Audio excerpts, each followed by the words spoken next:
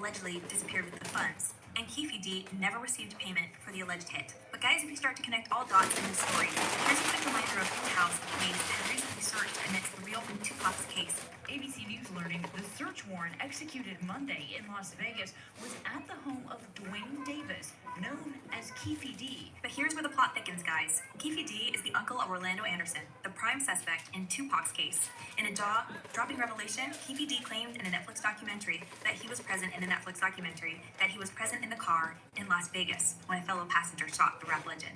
If this claim proves true, it places him at the scene of the crime, adding an even more bewildering layer to this already convoluted controversy. As insiders now claim, Keefe D's testimony may play a pivotal role in identifying the main culprit.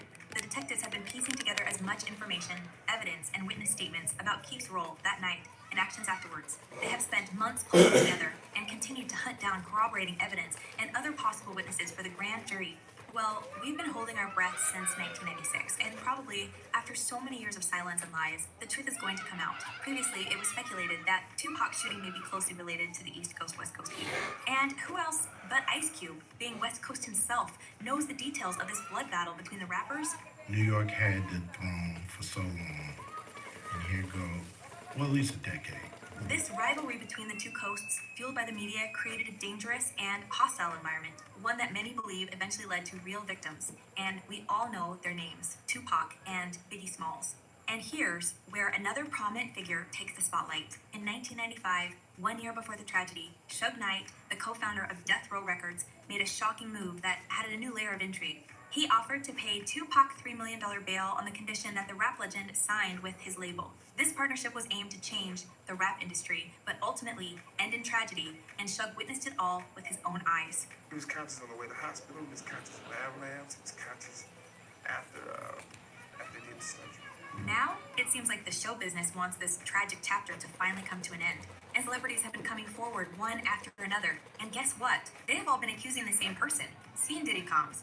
Even Mike Tyson, the former heavyweight boxing champion, has also stepped into the spotlight, claiming to possess compelling evidence linking Music Mogul to the incident involving Tupac. I'm talking about a guy doing crime in the streets that became a television guy, and everyone knew he was a celebrity, had fancy cars. Mike's involvement in the saga adds a dimension to the unfolding drama. In case you don't know it, guys, Tyson and Tupac were more than fellow celebs. They were close friends who consistently supported each other throughout their careers. The rapper had even visited his friend in prison, underscoring their strong bond.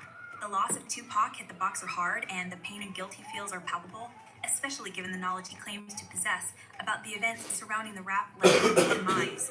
Iron Mike has long harbored fears for his own safety, but with the recently reignited investigation, he seems to be more determined than ever to share previously undisclosed details. But my friend is in this hospital, he's shot. And next thing you know, I'm going to my friend's funeral, but he shot my friend. It's crazy, right? As many others, he is confident that the trail of evidence will inevitably lead to one individual, and that's Diddy. The drama and intrigue surrounding this mystery continues to captivate people's mind, like a riveting plot straight out of a Hollywood blockbuster, and many people are chiming in with their opinions on Diddy's involvement. As one person commented, I was right. I knew he had something to do with Pac's demise. He gonna get his karma in hell that I promised. And another user added, he needs to get out of the country if he wants to avoid prison. I think he belongs behind bars for all the sick stuff he's part of. In the light of recent events with giving away publishing rights, it actually seems like Diddy is planning his big escape to a paradise island where he will remain untouchable. And what do you think about this, guys? Is Diddy involved in Pac's demise? And will this case remain just a biggest mystery of the past? Drop your thoughts in the comments below, and don't forget to check my other videos. Well, that's it for now. Thanks for watching.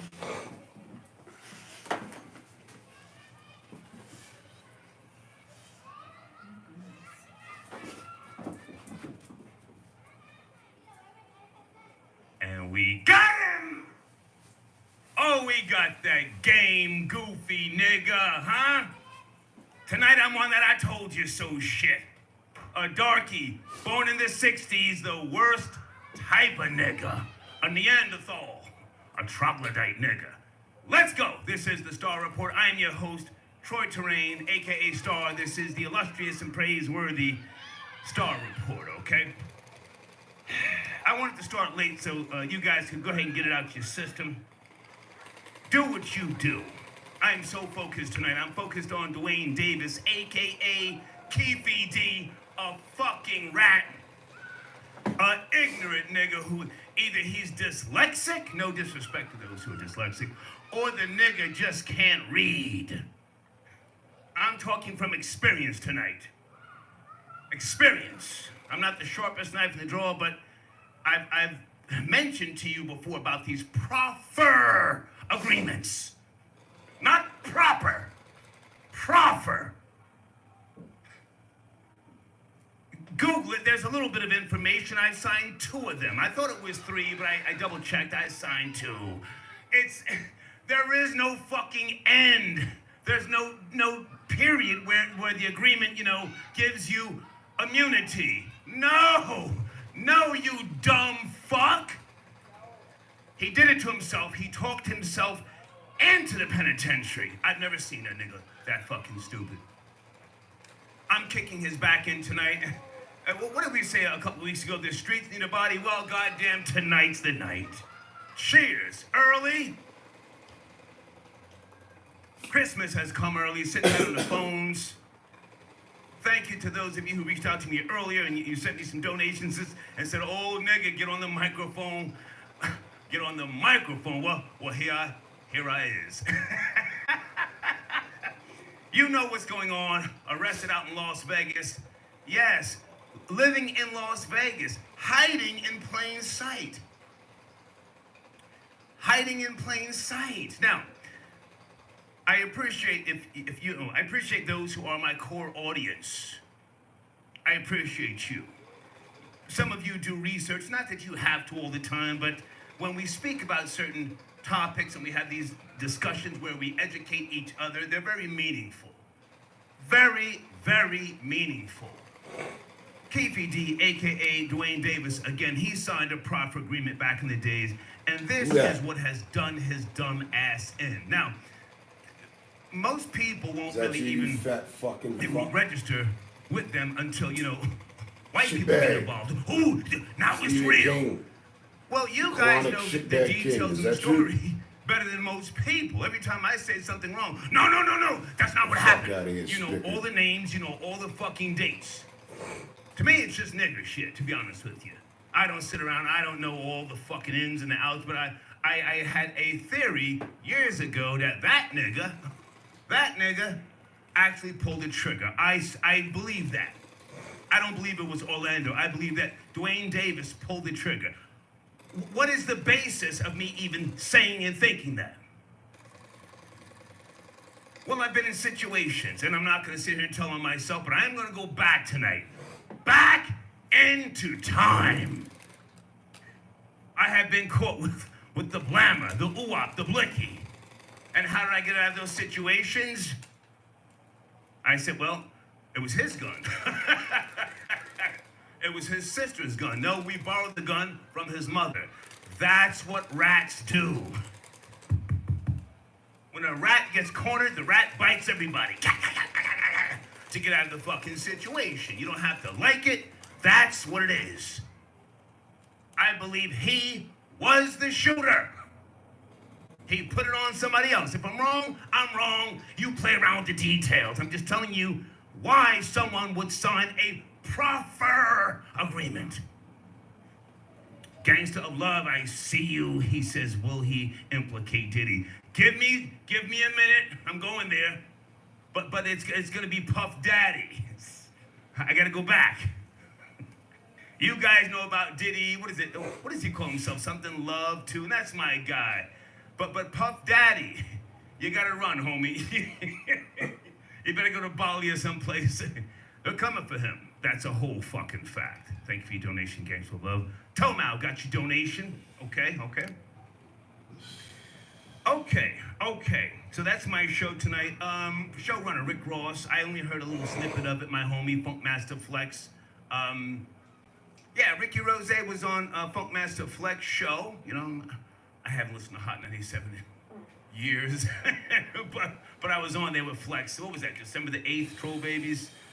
You sitting there fucking staring at me. They were going in on Rashawn Casey, and rightfully so, because the feds are involved, the Department of Justice, and it's the FCC. I'm staring at Chrissy, bitch. So they were clowning DJ Envy. They were talking about we're not selling the Brooklyn Bridge or Manhattan Bridge or something to that effect. Did you guys hear the audio? It was entertaining. I heard most of it, but call in if you want to talk about that, all right? Okay, let's go back to Tupac. Gunned down in 1996. And folks, Tupac was not assassinated. He was not some fucking political figure. He's just a rapper. He was murdered, okay? And people say, oh, assassinated. No, he's just a rapper. With all due respect, you know, he was a brilliant young man. He was a visionary, a beautiful poet. He was even a dancer back in the days. You know the story. We're not gonna hate on him. You know, he started doing too much. The nigga got the tattoos across his chest, thug life, and he went bonkers, you know? But salute to his brother, who I did meet once upon a time, Mo Preem. Good man, good man, good man. So, you know, rest in peace to Tupac. But if you want to call in, say something with regards to the memory of, again, Tupac, a beautiful poet, one of my top 5 greatest rappers, and I'm sure most people's as well, give us a call, okay? Okay, let's get to the show. Let's go to area code 212 first. Friday night, the old nigga did it to himself. Yes, no, maybe? Are you there? 212. Sir, can you hear me? Yes, sir. Good evening. Hey, how you doing?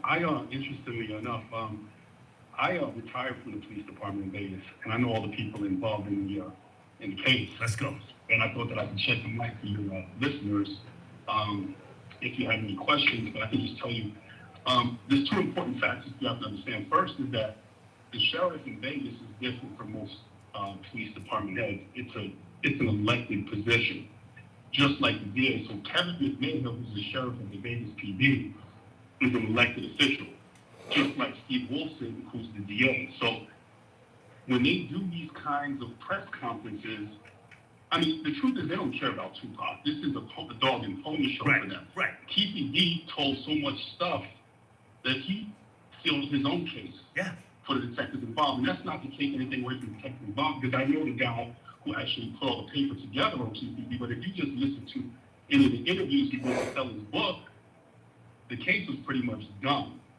So a lot of people have to understand that this isn't about Tupac's legacy for the police department or for the government. This is about the fact that they were embarrassed because this man was going on these platforms talking about a murder that he was inside of this white town like that occurred. I was working in there, by the way. And so don't get it twisted. Sir, if I can interrupt for a second, I appreciate the call, Sure. and I'm not asking you to say your name, but how do? I mean, how can you have a question that you want to bet me? Well, I mean, I'm not asking you to do anything to jeopardize your pension, but I'm just saying, are you being truthful? Are you being truthful? Are you retired Las Vegas police? Mm-hmm. Retired 100% by Las Vegas police. Okay. Continue. Sure. And I worked at night, 1990. I believe it was 1996. So just so you know, there was another thing that popped up that I saw actually when I was watching Black some time ago, and I forgot his name. The big heavy guy who lost all the weight. He got COVID. We used to watch videos all the time. Just so this isn't a black. Reggie White. You talking about Reggie White? Reggie, exactly. Reggie had said something about. That's my nigga. I never met him, but that's my nigga. Go ahead. So let me just tell you about Reggie. Reggie made a claim. He said there was a conspiracy, and the mayor. He said the mayor showed up. So here's how you know that Reggie might have. I'm not gonna say he was lying, but he was twisting the story, because what people don't realize is the Strip of Las Vegas is not in the city of Las Vegas. That is Clark County. Right. That is by the Clark County commissioners. The mayor of Las Vegas at the time, I think it was Sharon Jones, okay. But the mayor has no jurisdiction on the Strip. In fact, they have a little bit of a kind of like joking beef back and forth. So when people think that the Strip is Las Vegas, technically the Strip is the county of Clark. Right. It's not the city of Las Vegas. So that's a little thing that you can kind of catch people if they say they really understand Las Vegas. So maybe that might have vetted me enough to tell you that I understand about Las Vegas. It's been a lot. I'm originally from New York, but I came out to Vegas. And I'm not trying to speak disparagingly of anyone. This is more to try to edify, give people. I had a couple beers, but I'm just trying to edify people. If I can jump in for a second, and say, Sure. relax, take your time. I'm in no rush tonight. I'm in no rush. I want to let you speak. I'm saying this, and you can say otherwise. I've signed 2 proffer agreements back in the days. I didn't give a fuck about, throwing niggas under the bus in front of the train. I came over from New Jersey. Get the fuck out of my way. Now, everybody doesn't have to be as arrogant and as bold as me. I'm stupid, you feel me? But Keefe D, he signed a proffer agreement. I have my proffer agreements here, scanned, stored in Rome, New York. Correct me if I'm wrong, or if you have knowledge in this particular area. There is no time limit. It is not immunity when you sign a proffer agreement. You can break it by talking and saying things that you agreed not to tell to the public, and if you do, then they can indict you, dumbass. Yes, no? 100%. And not only that, but the thing is, the only thing that they really are going to focus on are the things that you make a statement about. If you do something stupid like attempt to sell a memorabilia that you didn't mention that you potentially had, and I'm just saying this allegedly happened in this case, but if you attempted to sell some memorabilia or do something else stupid aside from that to implicate yourself, you can 100% link yourself into the case and they can move forward. And a proper agreement and immunity are 2 different things. Right. And that's not legal advice. That is just my understanding after 20 plus years of experience in law enforcement. And let me add this to the equation. They have hit him now, and I don't have everything in front of me, nor do I feel like doing a whole bunch of fucking research tonight. One of the newer charges is orchestrating the murder of Tupac Shakur.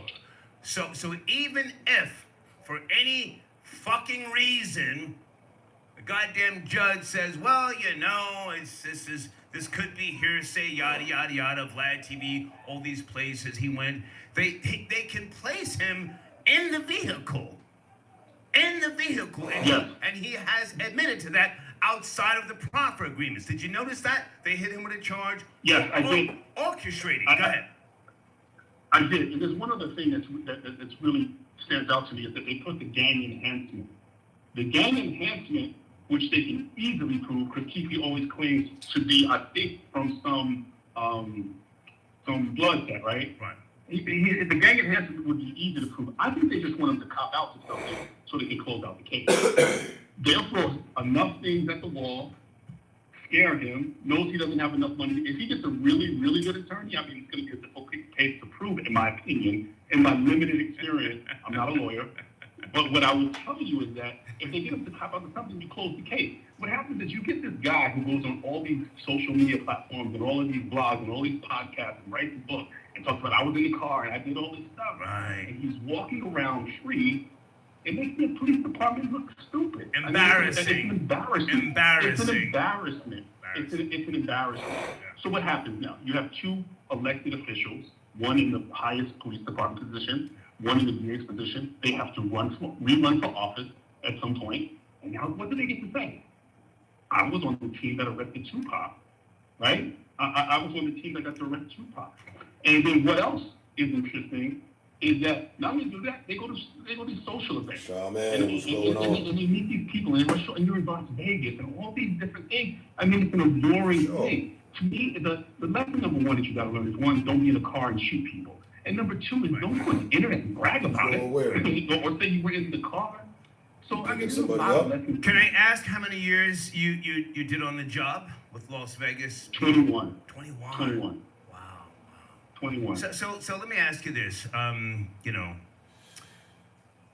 Apparently they're gonna sit him down. I truly they believe that found he's more gonna see prison information on time. Tupac's passing. I don't wish this Picking up upon wifey? Okay. Puff Daddy, aka Sean Combs. He and I are cool.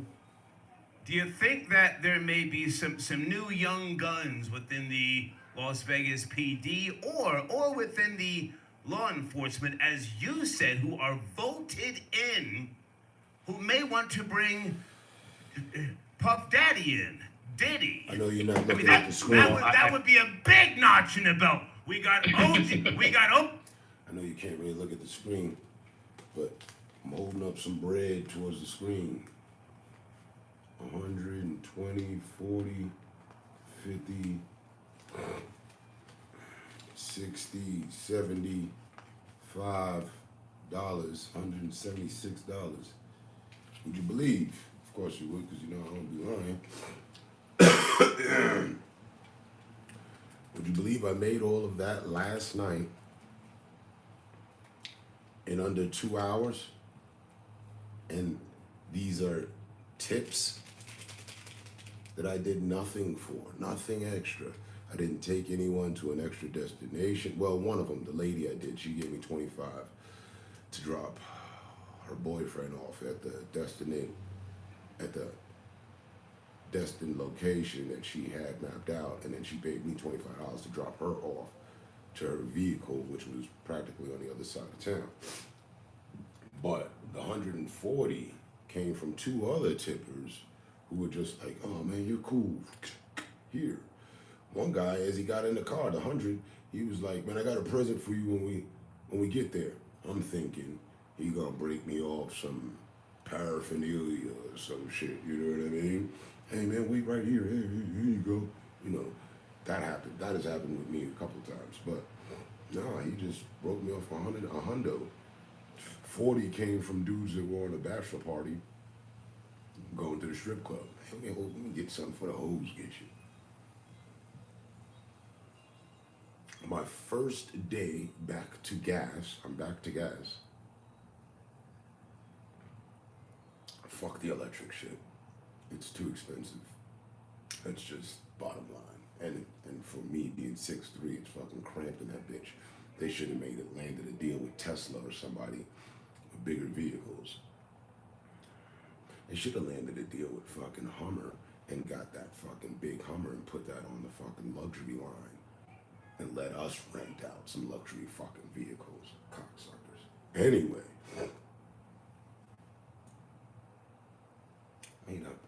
I made 170 in 6 hours time, and I got 170 in tips in under an hour.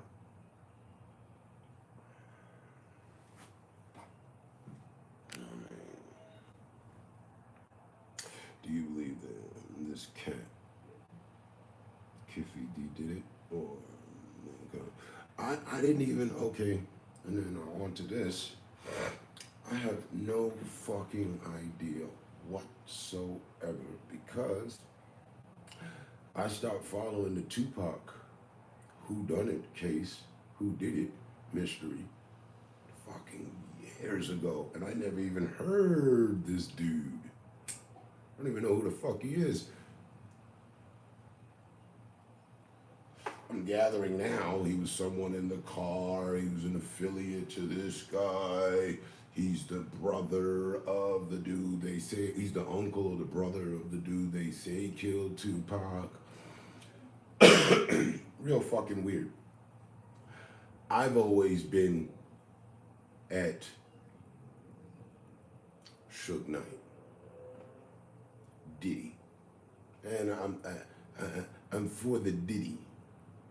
I think Diddy had involvement, and then as of late, somebody put something in the air, and I was like, oh shit, that could be true too. Never ever thought about that. Will Smith.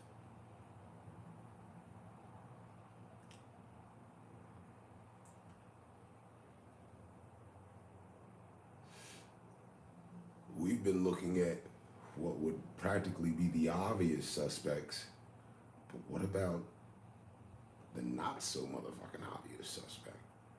Will Smith.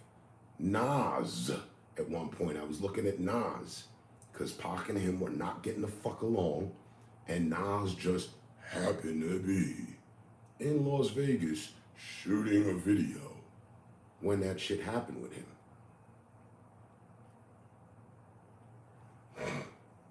So, to this day, I don't know who the fuck did it. Who killed that young 22-year-old man? Or 24, whatever it was.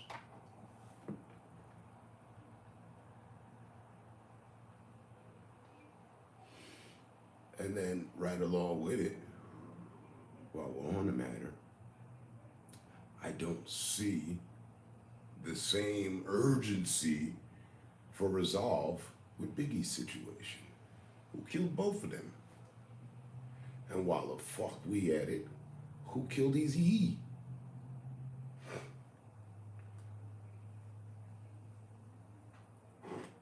Who killed Eazy-E? Who killed Pac? Who killed Biggie?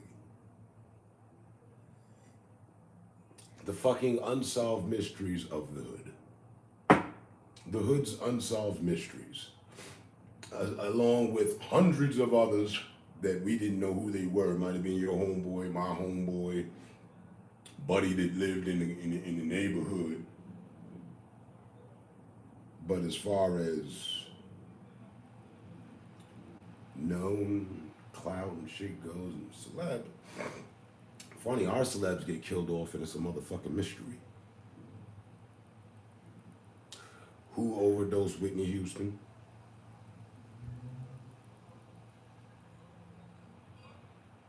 I forget how Prince died.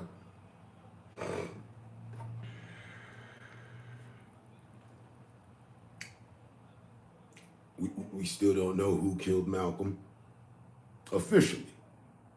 Did Buddy, who's still alive, running his fucking mouth, have involvement? I think he did. Louis Farrakhan. But don't utter that. Don't say that. I think Jesse Jackson knows who the fuck killed Martin Luther King. We don't hear from him no more. He done got real quiet. Al Sharpton shut the fuck up too. They gave him a little hush money. He tried to run a little program. We got you. That shit went nowhere. We don't hear from him anymore. He's not standing up at any of these black mass shootings or heinous crimes that we go through periodically every fucking year after year.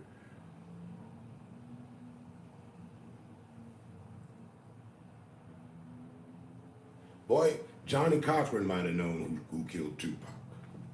They killed him. You think he mysteriously just died after getting O.J. Simpson acquitted? Is that what you think?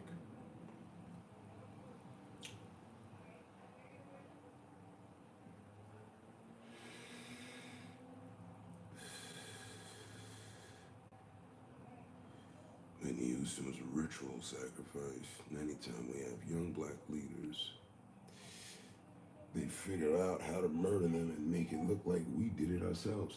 And you wonder the fuck why. If you've ever wondered, you probably never have. But if you've ever wondered, damn, why my boy Term really don't, you know what I mean? Because he's one of them. Why he really don't put himself in position of the spotlight with the platforms and really get, himself out there? Because I don't want to be nobody's target.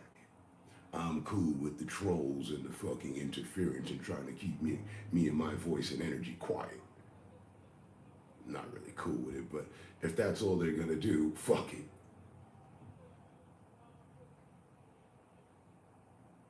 I don't wanna be up at the top. It's dangerous and lonely up at that bitch, and you right in the open field for a sniper shot that nobody knows who the sniper is or the shot. They can't find the bullet, but you dead.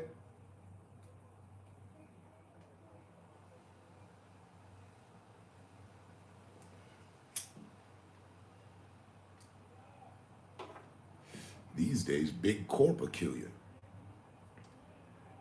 You get yourself sniped and assassinated over talking about Brawny isn't really a great paper towel company, and you should support the quicker picker-upper.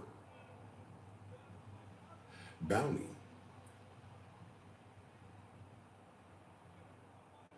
Big corp will have you offed. You're hurting ourselves.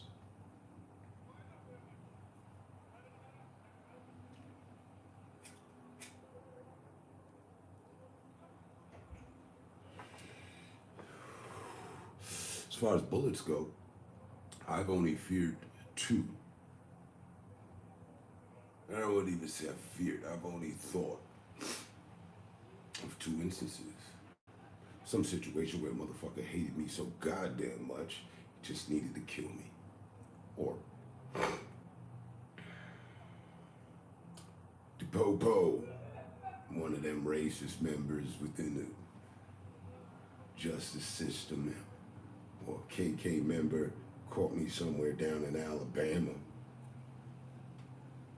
late night at 3:30 in the morning, on an abandoned road and shit. I'm a goner. I'm a free kill.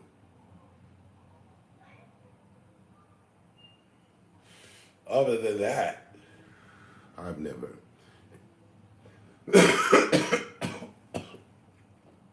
entertained the idea.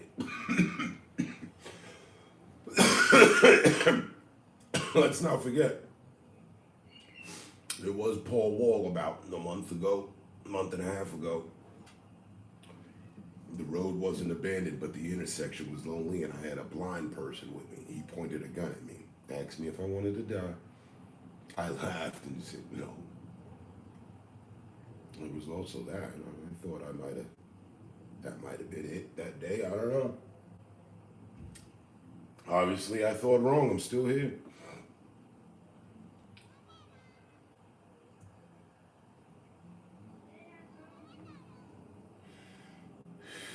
It is the main reason.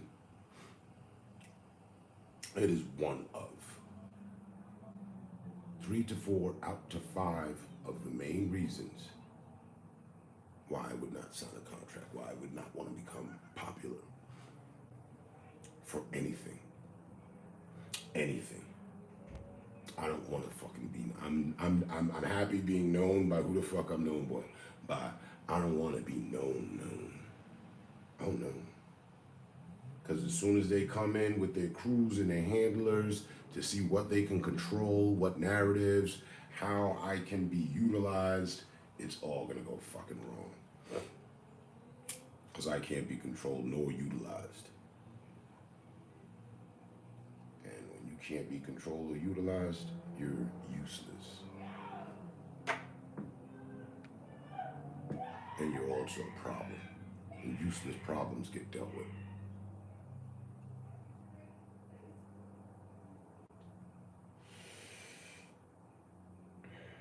And that, my friend, is no cap. It's why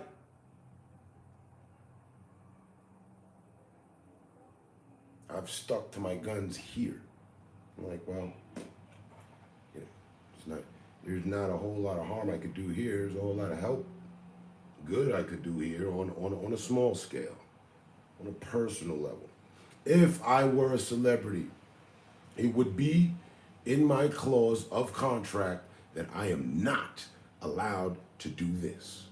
I can't just, well, you know what? I'm gonna reach out to my fans and the people.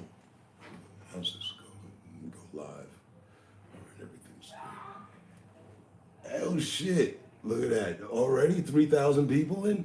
How y'all doing? How y'all doing? How are y'all doing? Man, have I got some stuff to tell y'all. Because, you know, when I first got in this industry, it was just, you know, I was caught by the light, the bright lights and everything. And I want to help you all understand that light. Oh, no. I'm a goner. I'm done. Cancel crew moving in before the live is over.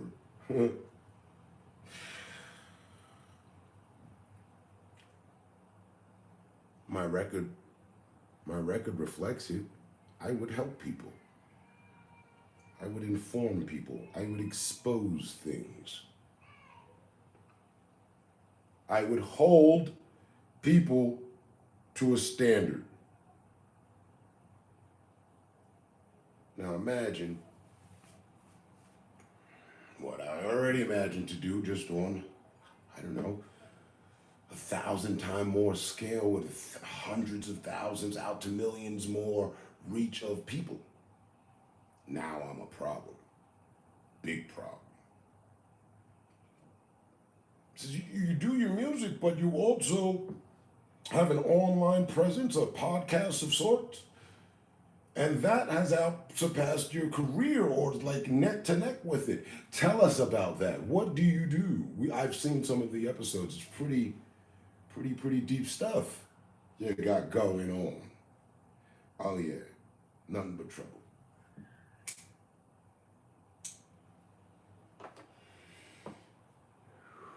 Not your daringest, not your bravest, not your cunningest, cunningest, to be cunning, you know, the cunningest, I guess, I don't know, a fucking communist.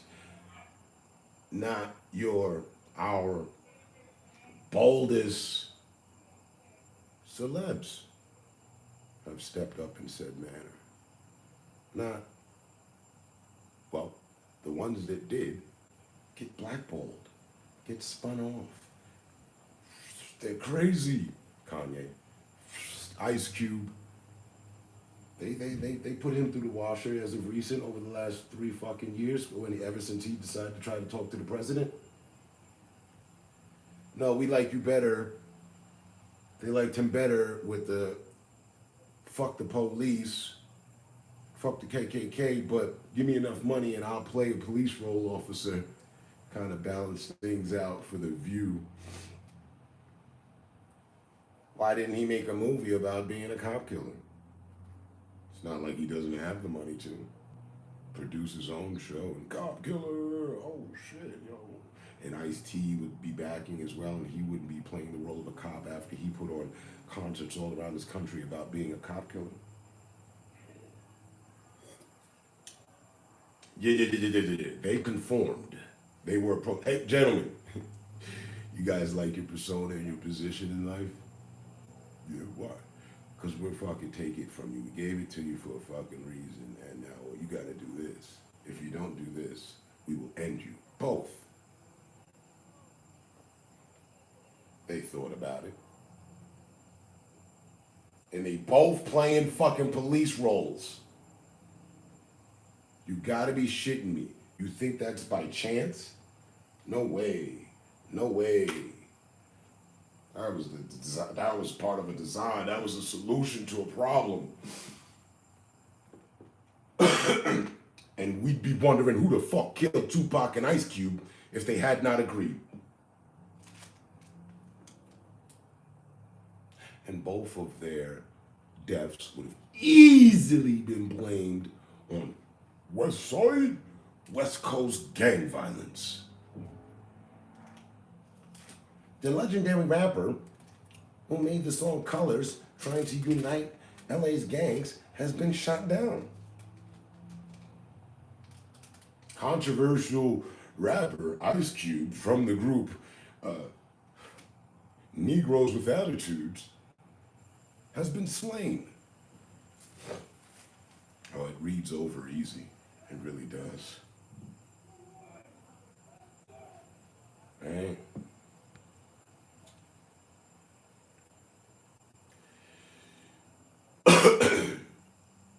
So, I've never wanted.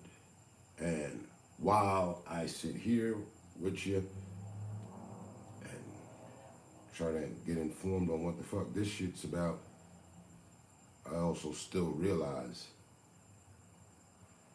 this is what they wanted. If this is the way for them, we ain't supposed to know shit. We will know shit when it just doesn't fucking matter. Hey, if everyone knew who killed Tupac then, and it wasn't a mystery, it'd be a different day today. But now that it's, 20 years later? And our numbers, our ranks, our influence, our strength, our depth has been diminished, dwindled down, broken, attacked repeatedly, because we're the last of the Mohegans these days.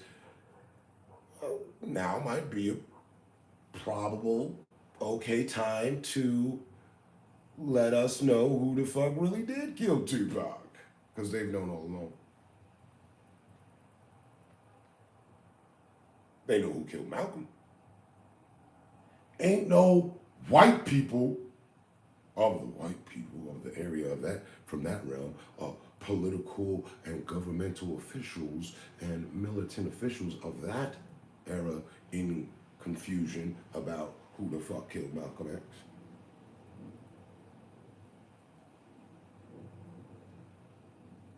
You don't see them firing up investigations. No. Documentaries about the transactions that have transpired and situations that have taken place. Yes, this happened. Moral of the story, the man's dead.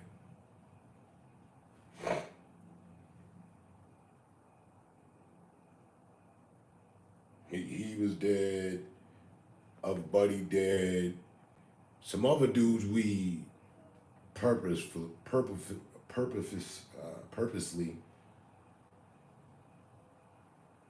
left out too of mention are dead as well. They were other components, important key piece and members. They're dead.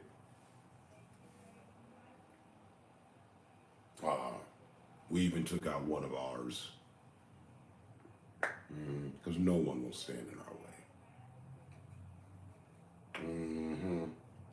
Yeah. Those people in that vibe. Yeah, I don't want to be a part of that ever. I want to see the bullet coming. I want to see the shooter. I want to know why or whatever. If it's going to have a violent end, I want to know my enemy. To and through. Oh, it's you. Okay. Let's do this. To the death. I don't know what I have to worry about. Hit squads and assailants and all because I spoke my opinion on the late night show.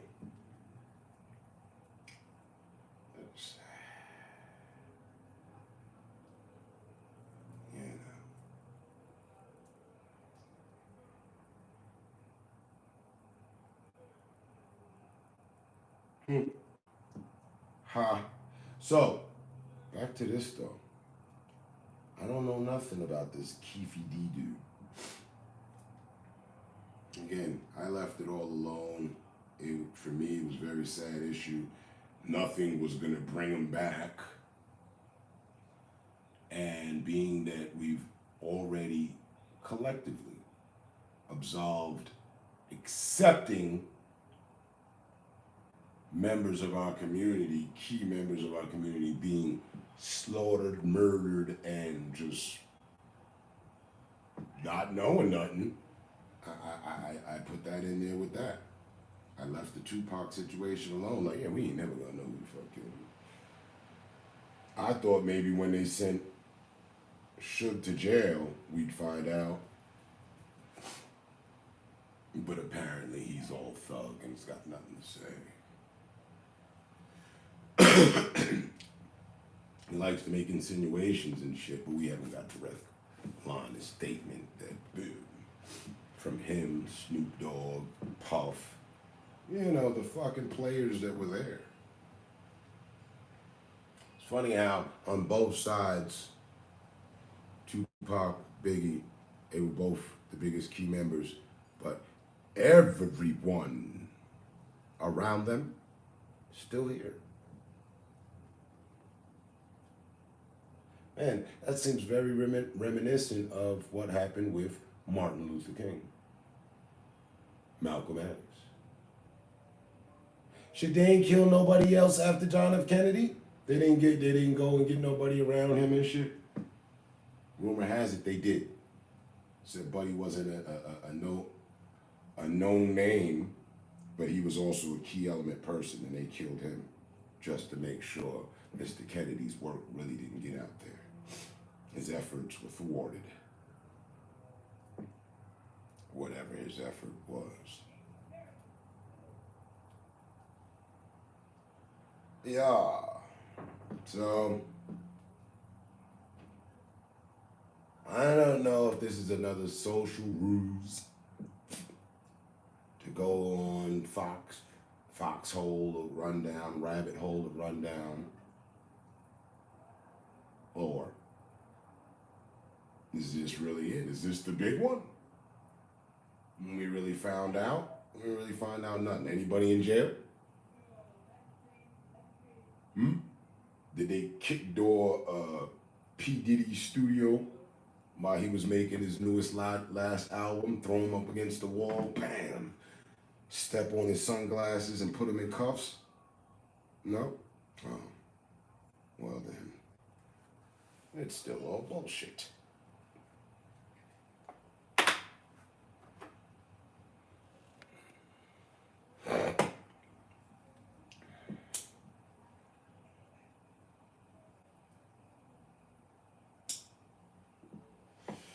But I'll let Star, the hater, take it away.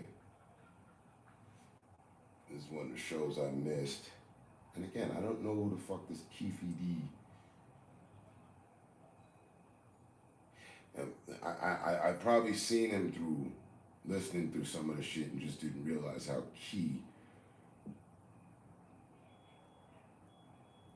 he was to all of this, Mr. Keefe. Jay, we got Keefe D, and we brought down fucking Brother Love, or whatever the fuck that name is. Go ahead.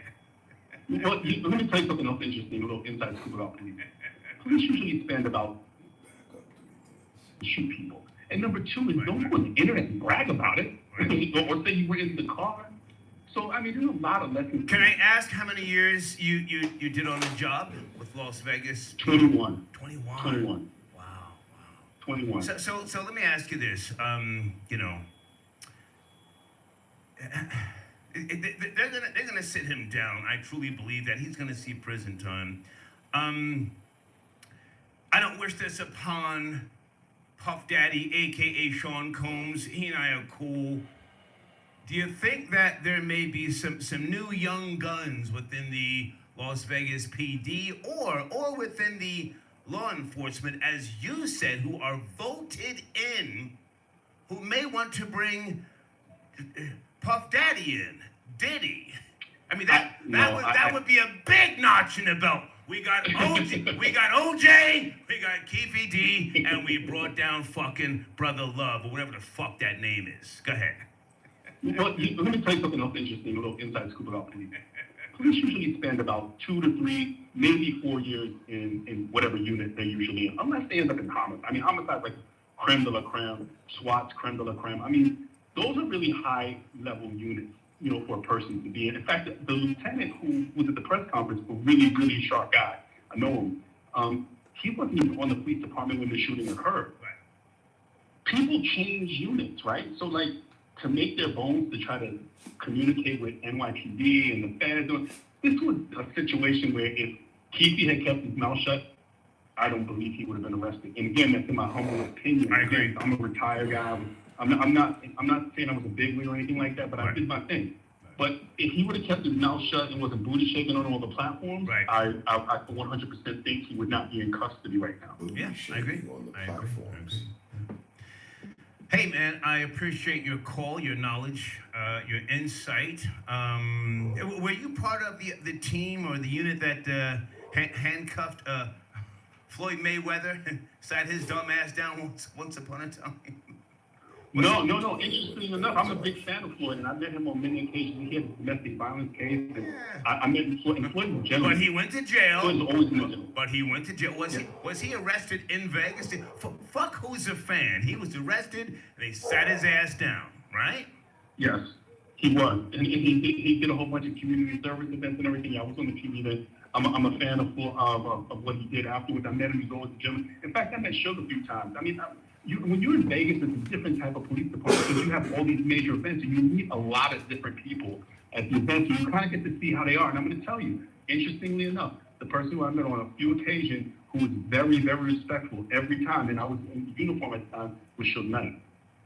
Always incredibly respectful man. So, I mean... Officer, I have to say that sounds hot, but...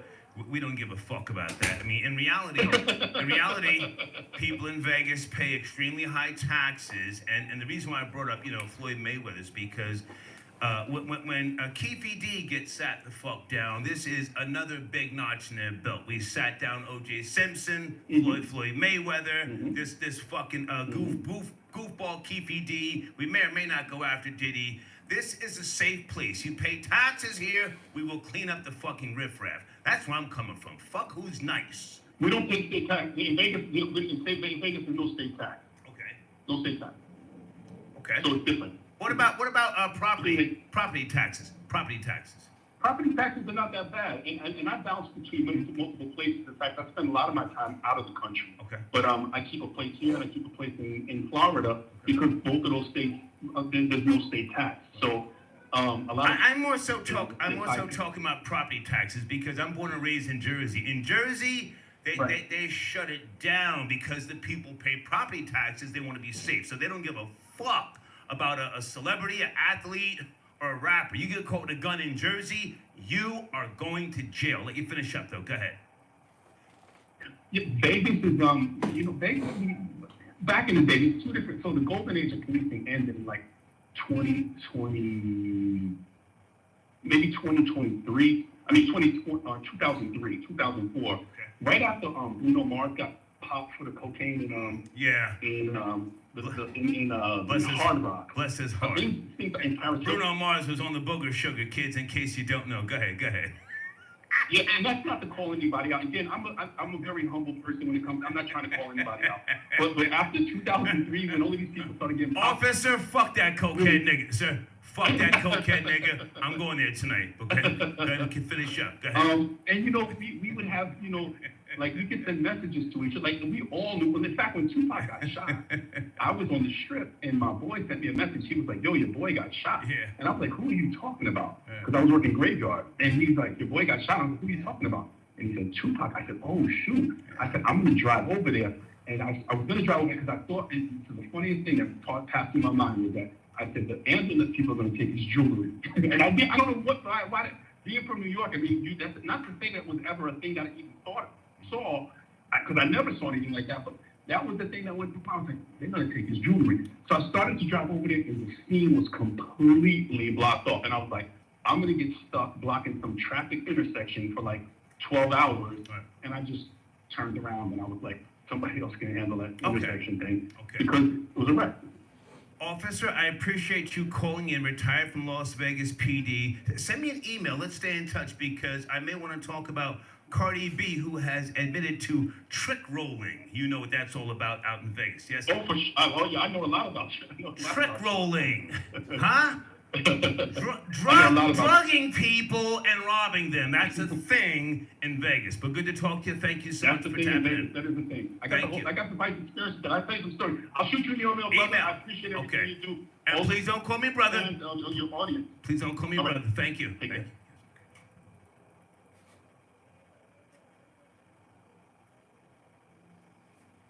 Folks, we're starting out on a good note here. That's a former Las Vegas police officer. Great insight. Keefe D, huh? Dumb fuck. Illiterate spirit chucker. Read the proffer agreement and shut your fucking mouth.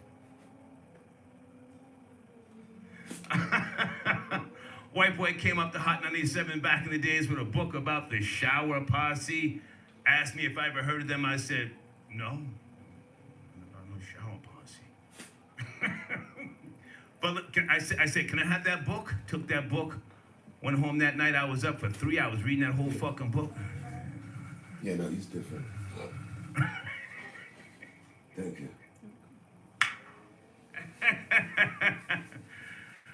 Maxine, I got your donation. Thank you for tapping in, darling.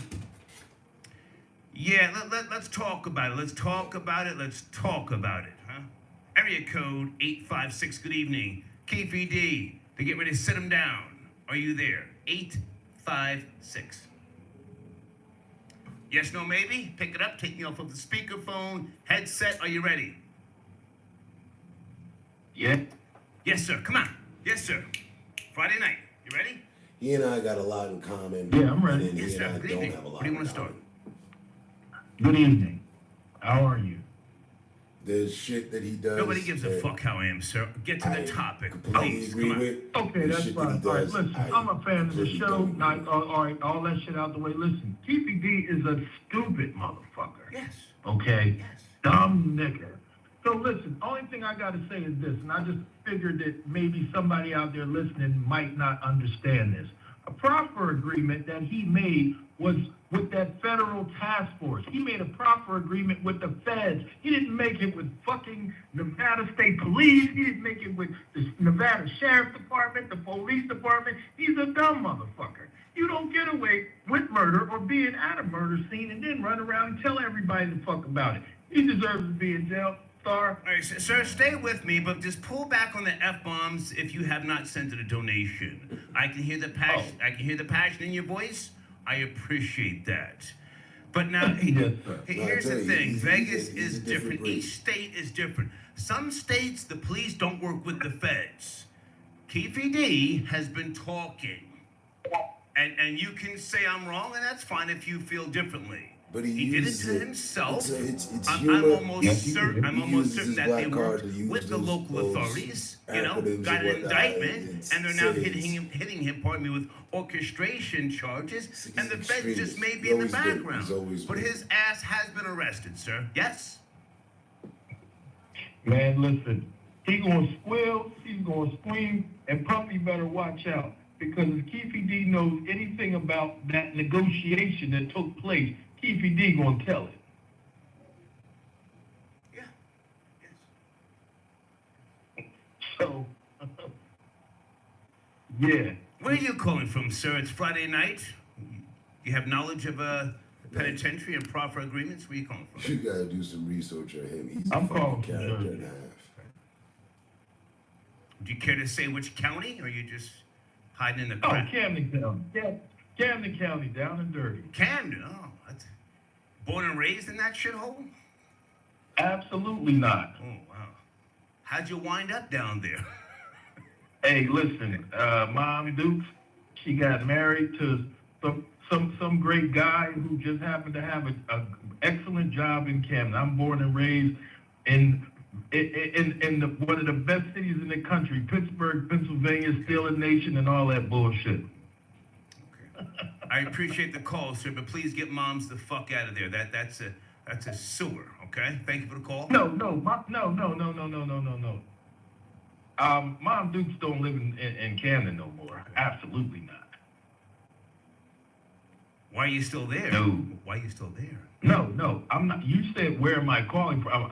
I'm giving you the local area where I came up at. You said having knowledge of the system. Gotcha. So I said Camden County. Gotcha. No, I don't live in condemned New Jersey. Yeah. Cash money drugs is what they called that back in the days, right? Cash money drugs, Camden, CMD. Hell yeah. Yeah. Thank you for your call, CMD. sir. Thank you. Thank you for your call. My man. Yes, sir. 105. Yeah, Fam, I got your donation. Keefy D might be slow. He probably got $50 a point for them bricks he got caught with back in the days. Slow as molasses. Yeah. I haven't Googled proffer agreements in a long time. I have too. I still have the files. You still got, yeah. I've glanced at mine over the years, and I said, hey, don't get to drinking too much, old nigga, and start to, implement yourself in something. Dominic, I got your donation. Thank you for tapping in. Excellent call. Great show tonight already. Thank you, Dominic. Blade, send me $100 right now, Blade. Let me say this.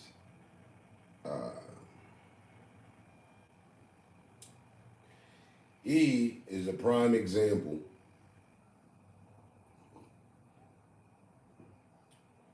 of a celeb of what I was pretty much the opposite to what I was saying earlier. You become a celeb, there's things you can say and can't say. Well, he knows that, and he's chosen to go down that path and other things he does.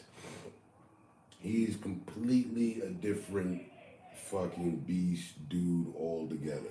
There's not many or any like him. Buddy's been a talk show host. He's been a porn star. He admits to using drugs. He admits to pimping. She admits to snitching, standing up in court against people. He is fucking just super different. And he's been this way since the 80s. He's 55 years old now, I think, because he says it all the time. And he's doing his thing on YouTube. He's also a landlord, like Buddy's on some shit. You know, when it comes to us, that's why he told Buddy, don't call me brother. He's not on it like that. He's expressed himself before.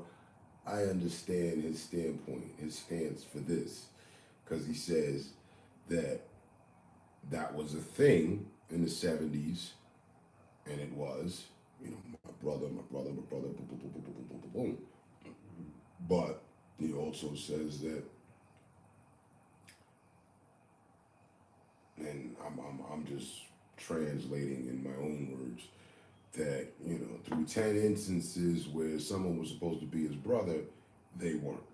So he threw that shit out the window, and then it's like, don't call me brother, and fuck all that, because you ain't my bro and shit. So now he holds everyone to that. So if you call up, you know, yo, I like the show, what's going on, man? You're a really good brother, my brother. Oh, wait, don't call me brother. You'll get that from him. Some people call up and call him brother just for that reaction.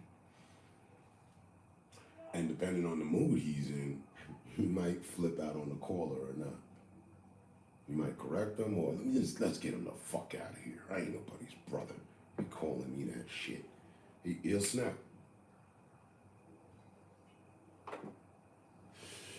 So the fact that he met Biggie, he met Pac, he was a radio host, announcer. That was his biggest thing, if you will. He's big in everything he's done for the matters that I just spoke on, but being a radio host up at the breakfast show, or whatever the fuck, Hot 97, he and another dude had a show. The other dude is still out in fucking life, caught up in drugs. And that's Buck. It was Buck and the Star and Buck Wild show. And they would do prank calls and talk about other celebrities and what the fuck they got going on in life and all over the place. Racism and all sorts of shit.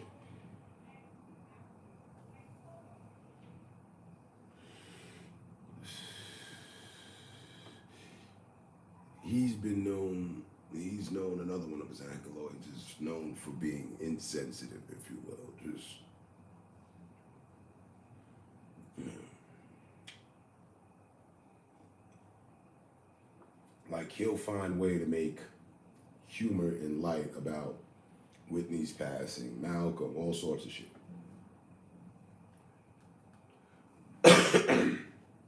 So, he's super controversial.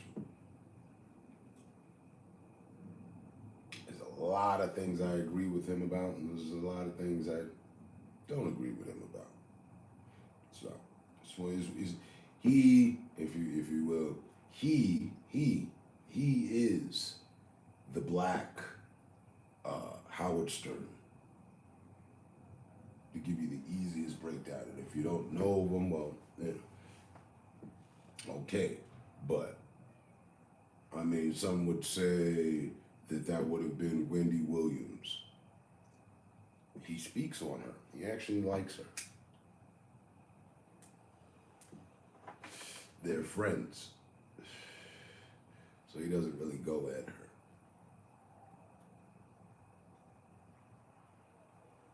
But, yo, Buddy is special.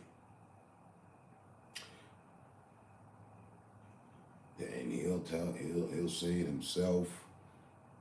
He rolls around with the gun on him. He's licensed.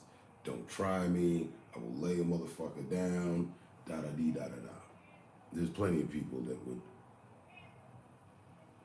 like to see him arrive to whatever his demise is going to be. He doesn't get along with DJ Envy. They got a lawsuit thing going. This guy is,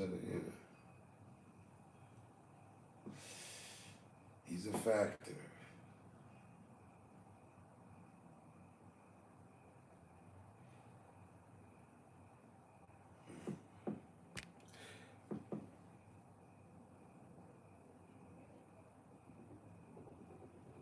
Guaranteedly.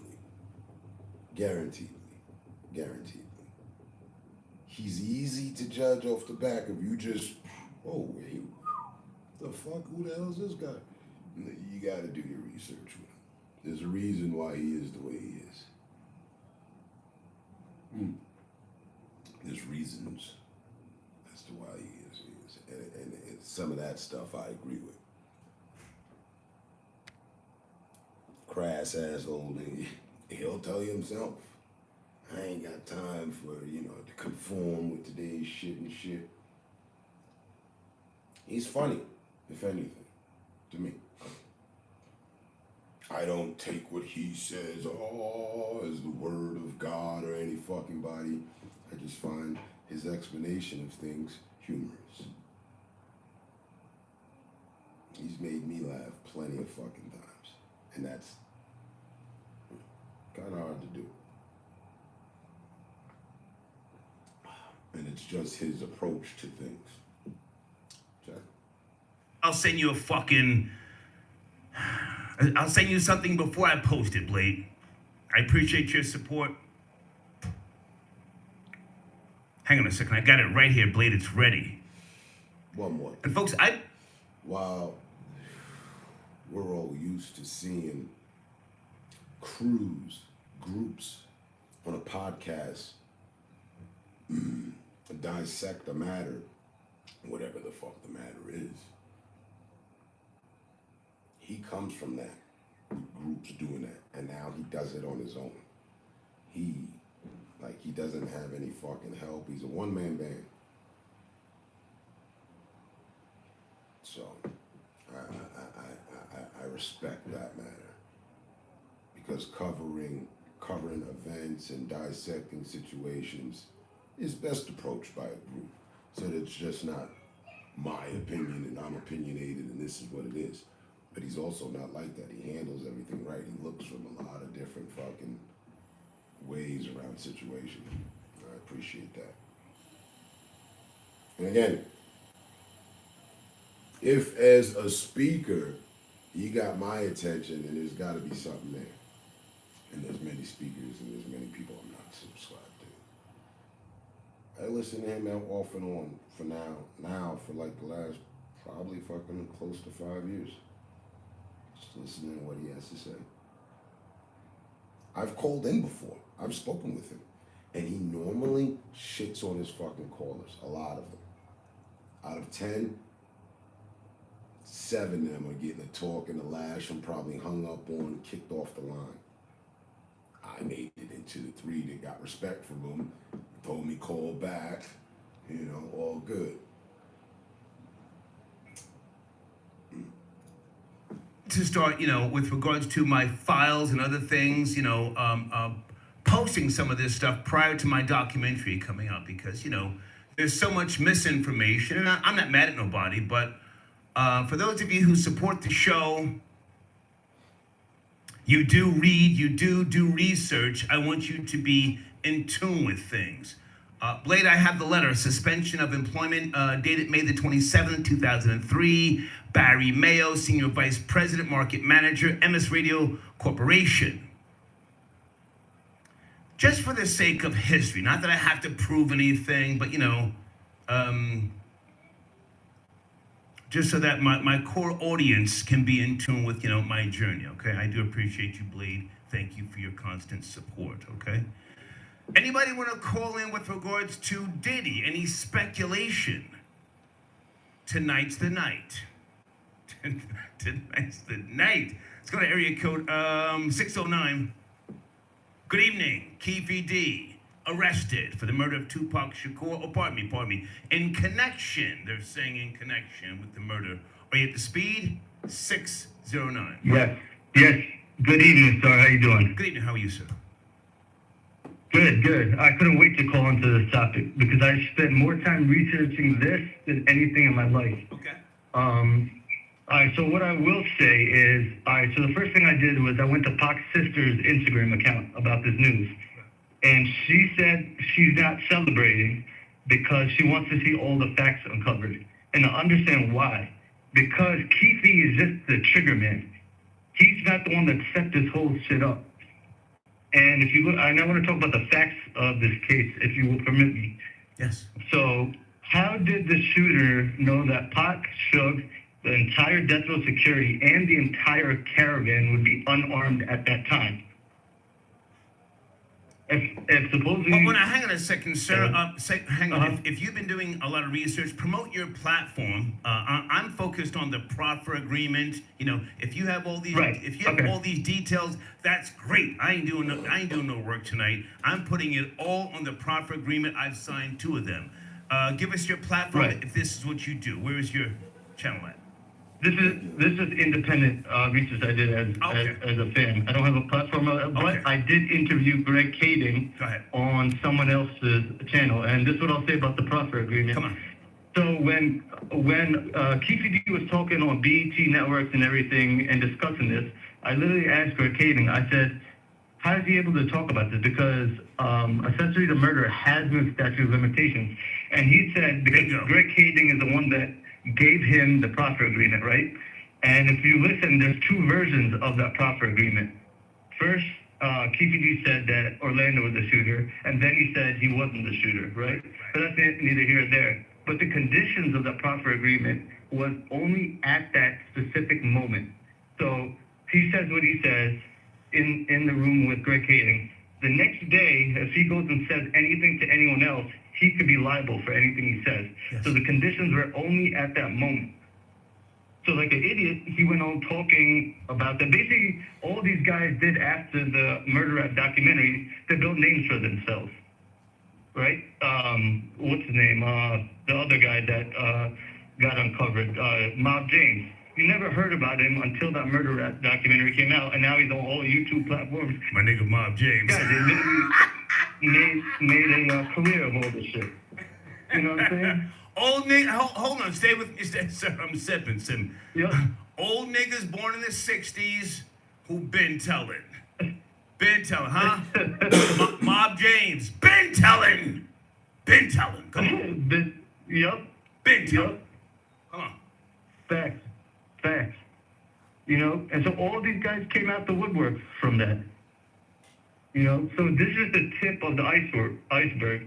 So I want to know who else Keefe's going to fold on now. That's the interesting part. Because the only people I know that can get away with a celebrity murder in broad daylight outside of Mike Tyson's fight and have it shrouded in mystery is law enforcement with no witnesses and just vanish. Good point. Mike Tyson killed somebody? Even basic detective work, right? Everyone knows it's a white Cadillac.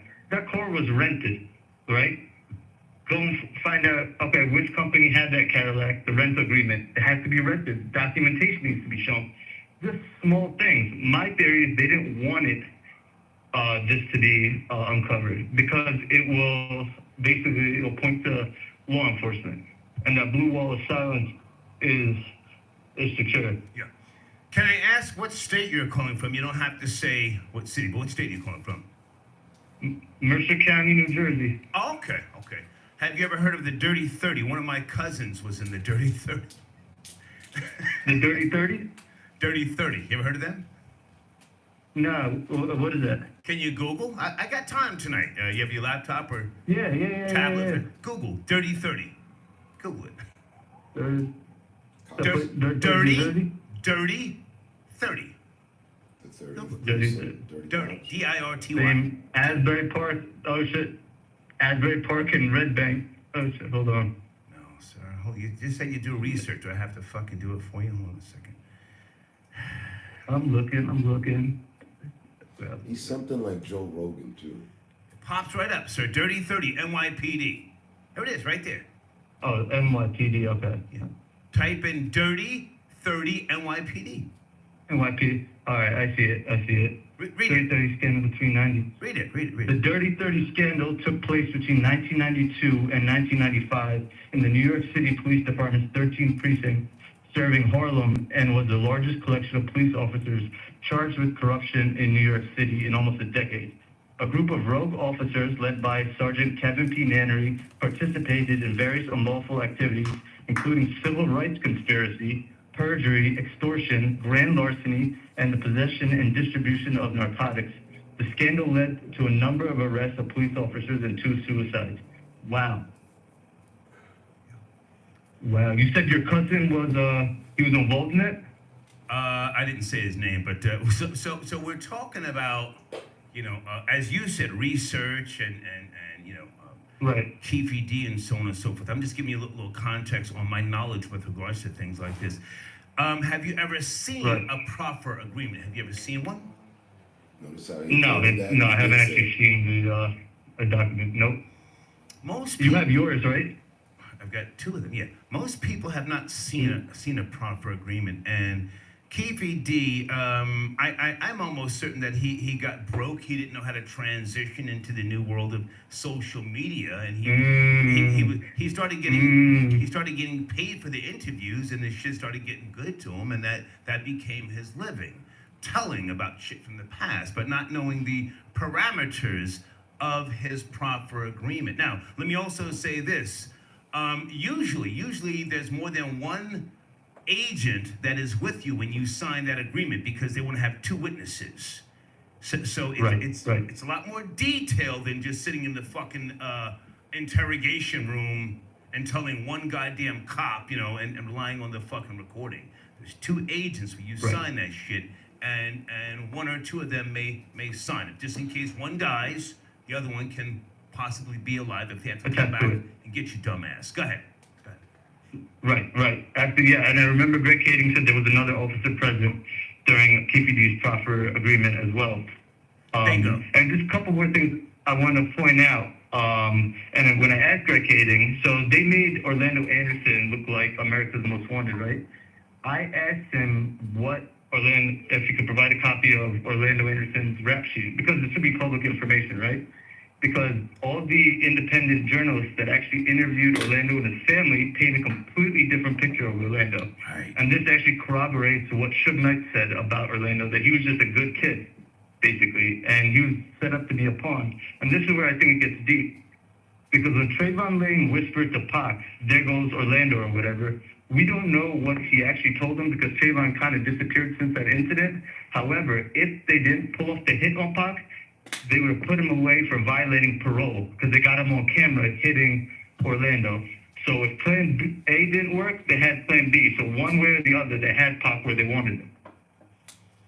Stay with me. We're having a good conversation. Stay with me. Yeah. The act of pulling the trigger. Have you ever pulled the trigger? Stay safe. It's just a fun, not at someone, but yeah. Say again. Not at someone, but just like practicing for fun. It's nothing to be proud of, but there's a certain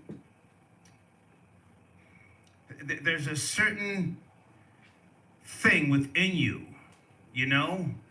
within a split second, you either can or you can't do it. Most people can't do it. They talk a hot one, but when it's on, it's on. And if you can't pull that trigger, then you get smacked, it gets taken from you, you then get shot, or you freeze, your blood starts rushing, your mouth becomes dry, and again, it's nothing to be proud of. But I'm not sure that Orlando was a quote-unquote shooter, He may have bitched up and said, I can't do it, and then Keefe said, give me the gun. Bang, bang, bang. Keefe is a nigga born in the 60s. And the reason why I talk about people born in the 60s, we're born at the tail end or right in the civil rights movement. So you grow up with a certain type of reality, hatred, if you will. You're affected by racism, depending on where you live, whether it's in the suburbs, raised in the inner cities, you grew up in a tall cage, the projects. So you've got something within in you that's already boiling. So it's really nothing for a nigga from the 60s, and I say this with all due respect, to pull that trigger. BAM! Because you're already hated. It's not funny. You're hated to some degree. Anybody out there in that live chat got grandfathers or old ass uncles who've been through some shit? There's a lot of shooters who, anyway, pardon me. I don't think Orlando was that type of shooter. He may have been mad at Tupac because they jumped him and kicked the shit out of him. But I think Keefe D, old ass nigga, born in the 60s, grabbed that gun and started bucking. And the nigga started talking too much, and we have what we have now. Go ahead and finish up. Right. And I just want to say, when the investigation took place on Orlando, his family basically says he was a fan of Pac, and even though he had affiliates in his family, he was never active like that. And the reason they had no evidence on him, they couldn't even put him at location. Supposedly he went to the hospital afterwards and back to the hotel room with his girl. Okay. I appreciate this call, sir. Thank you. I appreciate the call. Thank you. Absolutely, sir. You have a good night, sir. Thank you. Big Trev got your donation. We been knew Keefe D did that. Why they just charging him? Facts. You see, you know all the details more than me, sir. Big Trev. You're right. You've been new. But now it's real. Oh, now it's real. Associated Press, NBC, ABC. Now it's real. Hold on a second, guys. Let's go to area code. Who's been on hold for a long time here? Area code 610. Good evening. 610.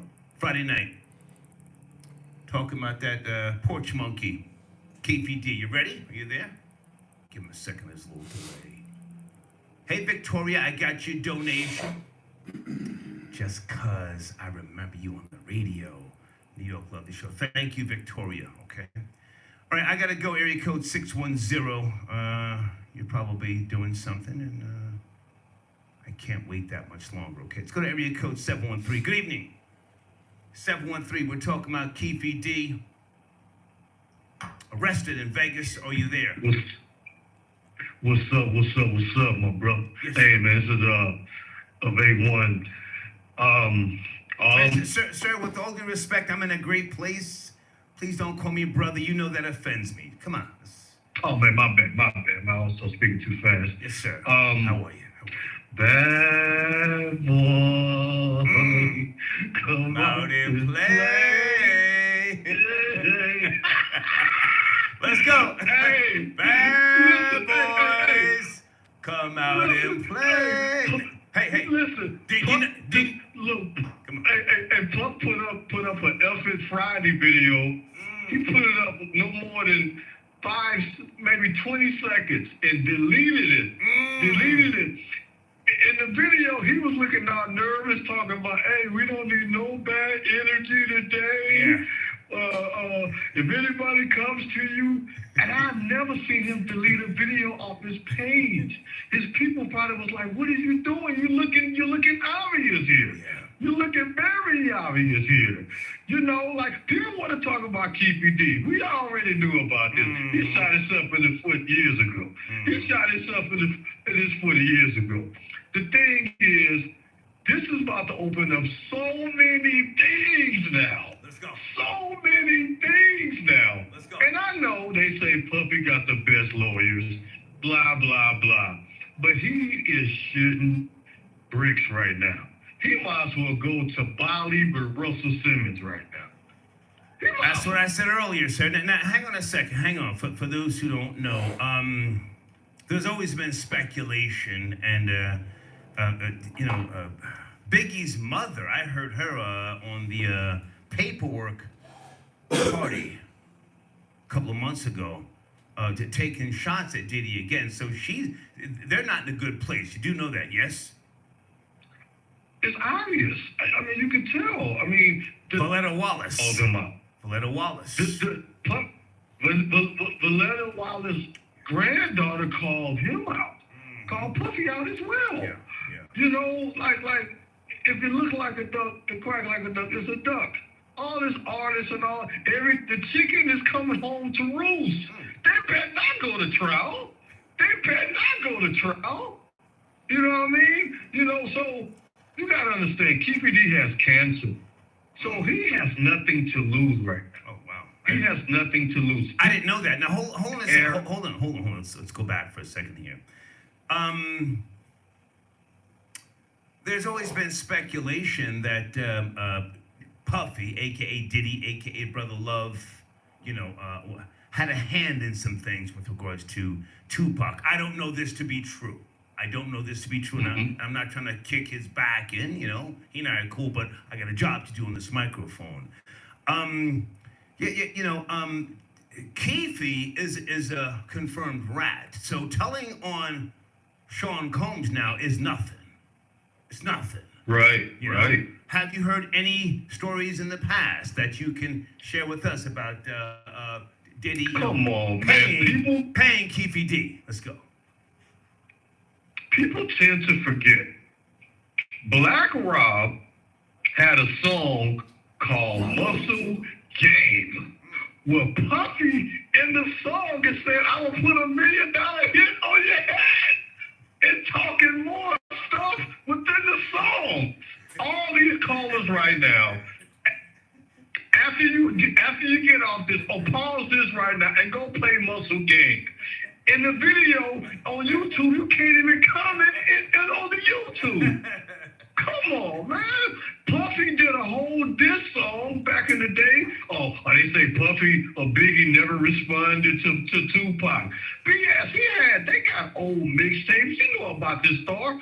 They got a whole thing playing Hit 'Em Up. And Puffy is laughing, talking about really throughout the whole thing.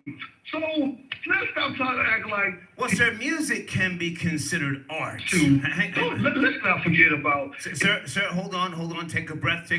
Two kicks you. Music can be considered art, so you can't necessarily hang somebody based upon what they said on a song. But now, I agree, and that's how they. Are you from New York? Where you from, sir? You. Sir, where you from? I'm from Houston. Okay. I'm gonna. 184. I'm snitching tonight. I'm about to tell something when we hang up. But go ahead and finish up, sir. Keefe D, they got his dumb ass. What do you think is next? I think Suge done said something. I think Suge is about to get out. Keefe D's going in, Suge's coming out. You know what I'm saying? I think Suge done said something. Some big. They got a big cheese. Something major didn't happen other than him just saying something. Okay. Something else to pop out, because I'm with you. Why would you wait 27 years to not do it? 20 years, 5 years. So, I mean, what is the big fish? I want to see, is it going to be Reggie White?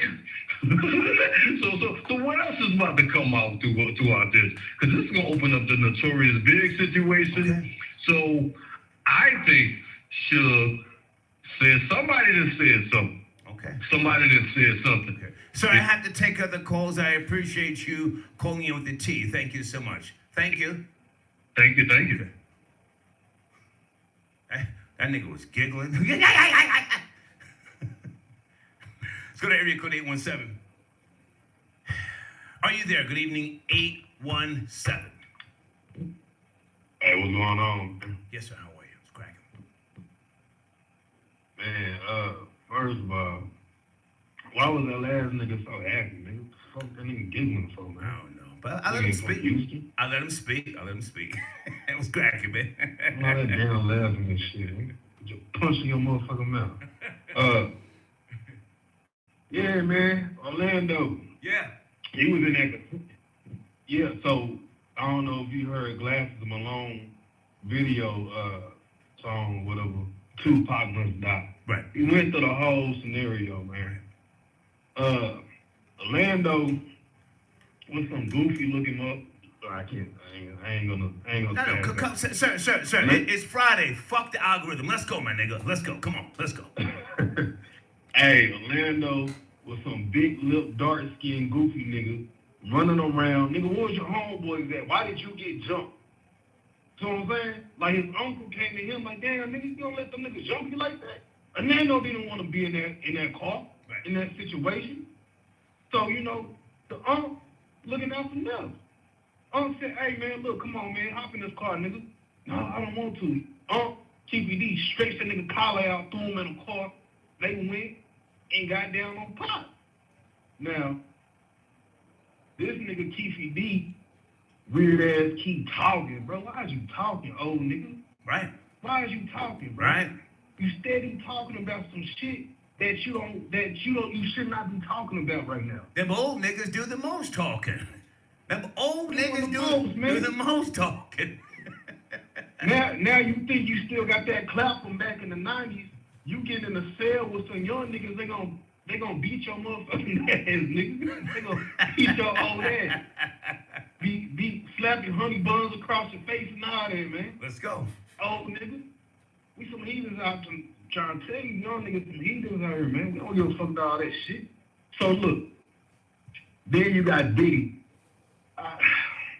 I know you cool with Diddy. No, sir. Then never mind who I'm cool with. This is the objective perspective. And if we're gonna if we're gonna talk, it's Puff Daddy back in those days, sir. Puff Daddy. Yeah, I ain't calling you no. Well, no, sir, just hang on a second. Let me just say this, then I'll let you talk. You see, Puff Daddy was different from Diddy and very different from Brother Love. Puff Daddy, the whole name was about flexing. I'm trying to help you.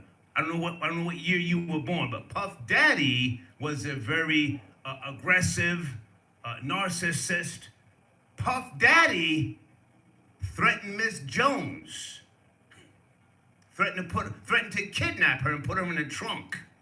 And I had to bark on the nigga one day on the radio because I didn't know their relationship. I'm giving you some context, pardon me. Puff Daddy was is it real? Go ahead. So when you barked on the nigga on the radio, did he do anything? Did he say anything? We met face to face. We almost had a fight in Kevin Lyle's office one day, you know. Kevin Lyles and Mike Kaiser had to break us up. So he was ready to throw you. We both were, sir. I'm stupid and he's a gangster. Punch a nigga in the mouth. Fuck that. Sir, let's not make it personal. I'm giving you context with regards to who. Right. Go ahead, I'm sorry. I just don't like him nor his little slithering son. I hate that nigga. Every time I see that little... Keep the kids out of it, sir. Keep the kids out of it. Son is a grown man. You don't have to. His son is a grown man. Let's get him out of here. Well, where's he going? Not that I have to protect anybody's kids, but come on, man. We're having a great conversation. I don't know if I believe you're a gangster, to be honest with you. William Bobo got your donation. Star look like Z, the protagonist of DreamWorks 1998 movie Ants. Okay. Chance County got your donation. Star, you've got some nerve calling Bruno Mars a cokehead. I don't recall him hitting someone with a shovel over an 8-ball.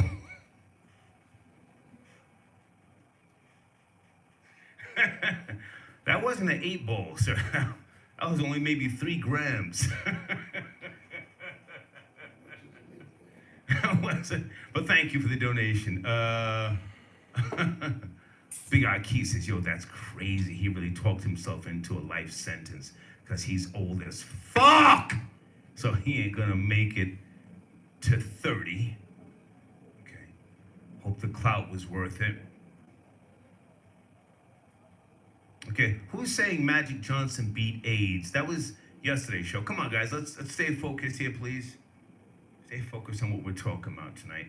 Area code 626. Good evening, 626. Are you there?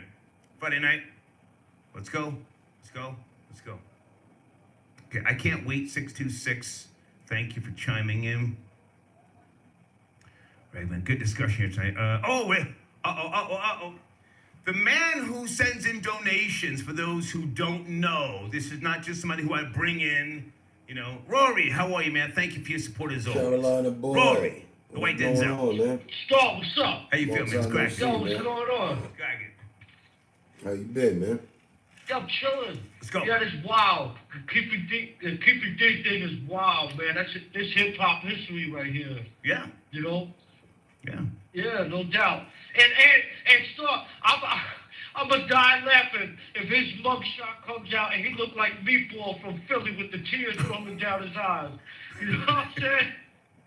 The mugshot is out. I'm gonna die laughing. Well, Rory, it's out. TMZ.com. The mugshot's out. Oh, it's out. I didn't see it. Yeah, I was expecting to see, you know. What kind of crip is he? A self-snitching crip? Oh, crip. You know what I mean? What kind of crip is that? You know, but they ain't got no common sense crips. You know, Compton got to hold this L, man. Compton got to definitely hold this L. You know, this cat played himself. Completely played himself. Staying out of the way. I don't know how he got away with it for so long anyway, man. He's a fucking rat. In a car with somebody. Rory, he's a rat. That's why I got away with it. Salute to you for that.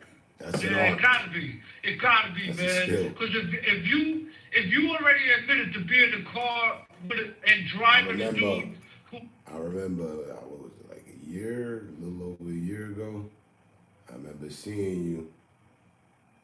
I remember thinking, damn, son gonna get involved in the shit. Because you was having combo with Buddy, right? Captain Donut and shit. And I was like, yeah, this ain't really a good look. It's not a good way for my Kiko to start off as, you know, and you fell back. Good. Stay out the way. Stay out the way.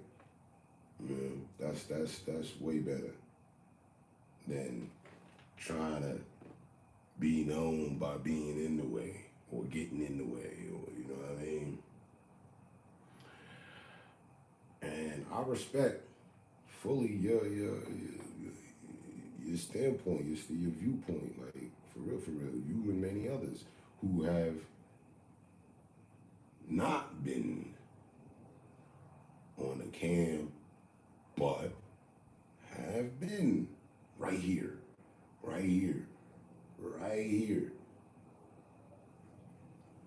Y'all got eyes too, right? Okay. So I respect the fact that there's a collection of people that do know the fucking real and the fake and who's what and where things belong and the truth and indifference from, you know, what the fuck is what.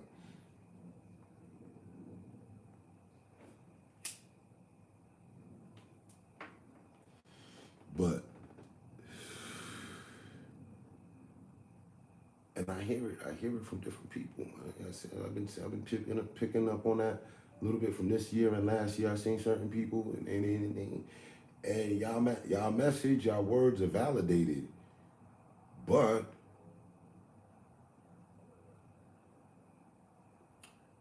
it's a little too late. It's too late. If I may. That was needed.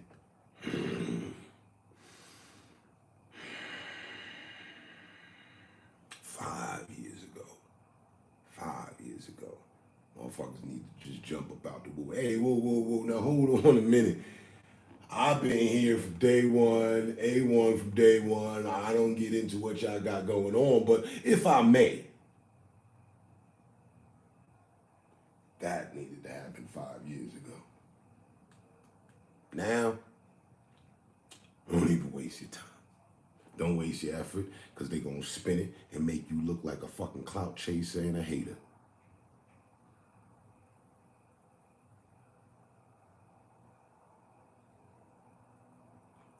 I'll be that in February, coming up. God willing, I'm going to see it. Whole half a century. And 10 of those out of that half a century, I've spent with y'all. Not even realizing it at all.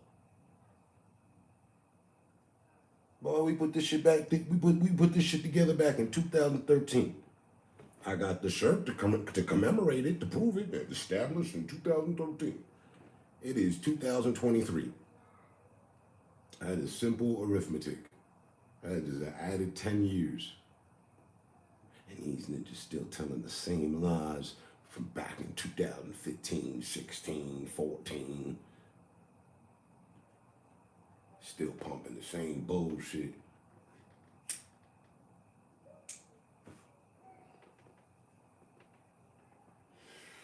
So, as I mentioned, as I said, it had been appropriate and good for the community and us overall. And 5 years back, a lot of people that just came out the woodwork.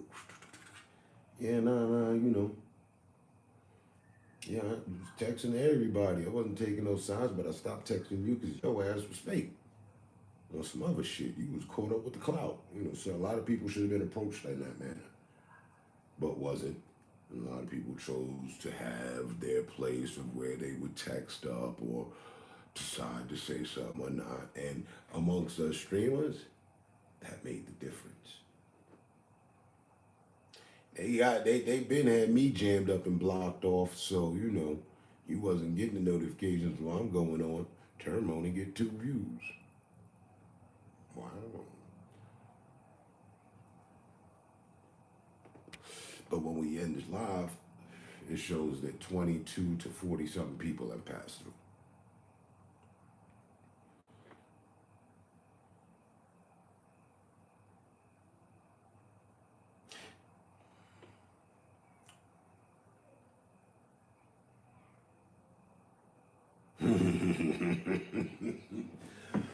If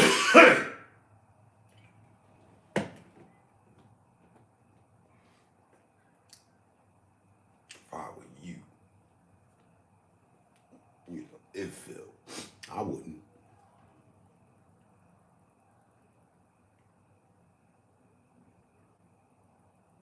I could see the context and purpose as to why, but I also know, have seen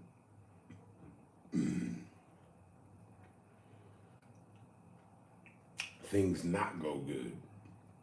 Him take and flip that. Notice how I know exactly what the fuck you're talking about. I've seen him, you know, take and flip that and want to churn in on his ear and now I'm real because Buddy came here and, you know, linked up with me. I don't want to hear that shit. I don't. Why? I'm one of the leaders out here doing the meet and greets and yeah, we met up and we did this and we did that. He, to me, was one of the imitators trying to keep up. So if my people went to see him,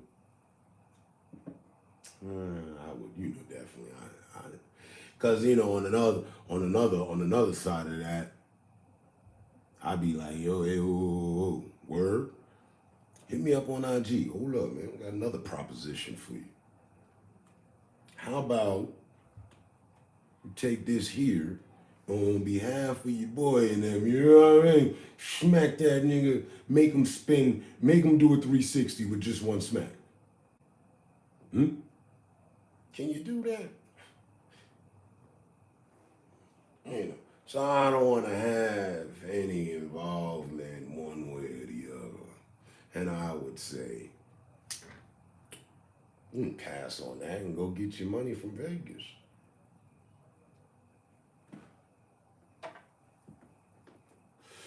You've never had situation that I know of. I remember that I swear to God, I was on the sideline with popcorn like, well, this is interesting. It was okay, right? Yeah. I remember it almost like it was fucking yesterday. He was trying to call you out, all this other shit. I didn't appreciate none of it. I was like, it's some fuck shit. All right. That was a while ago though. So, you know, on another note, on another page, turn the page, yeah. For real, I'll let the nigga, yeah, man, I'm here, man. What's groovy, you know? You got your day off?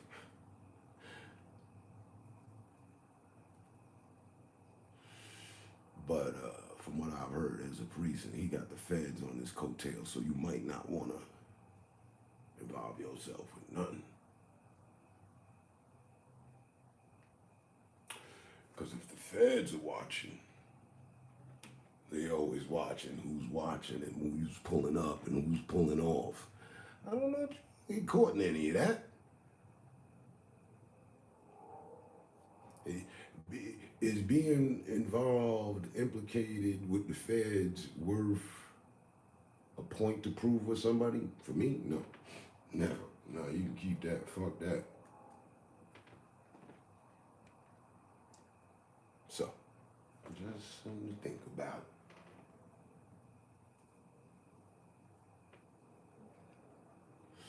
You do you.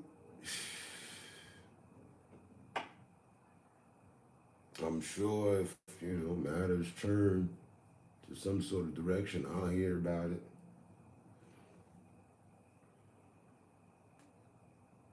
But I would advise, stay clear of all that.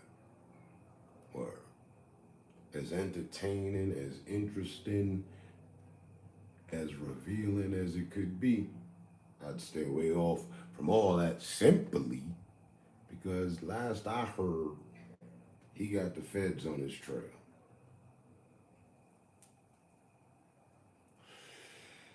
Yeah.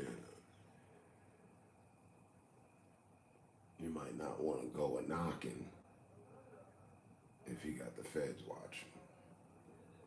For real, for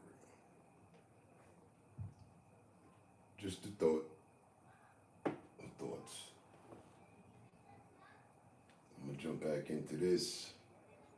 Trying to figure out what's going on with Tupac, Biggie, and all this late situation. 7:48 here. Burn down a little bit more and then burn out.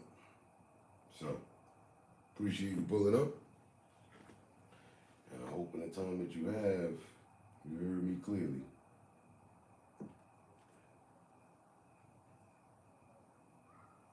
I always like to see my people on the good side of things. Not jammed up, fucked up, and I would never set up any of my people. So, take what I said for what it's worth. Who shot somebody out of the car. That's accessory to murder, and both of you are known gang members.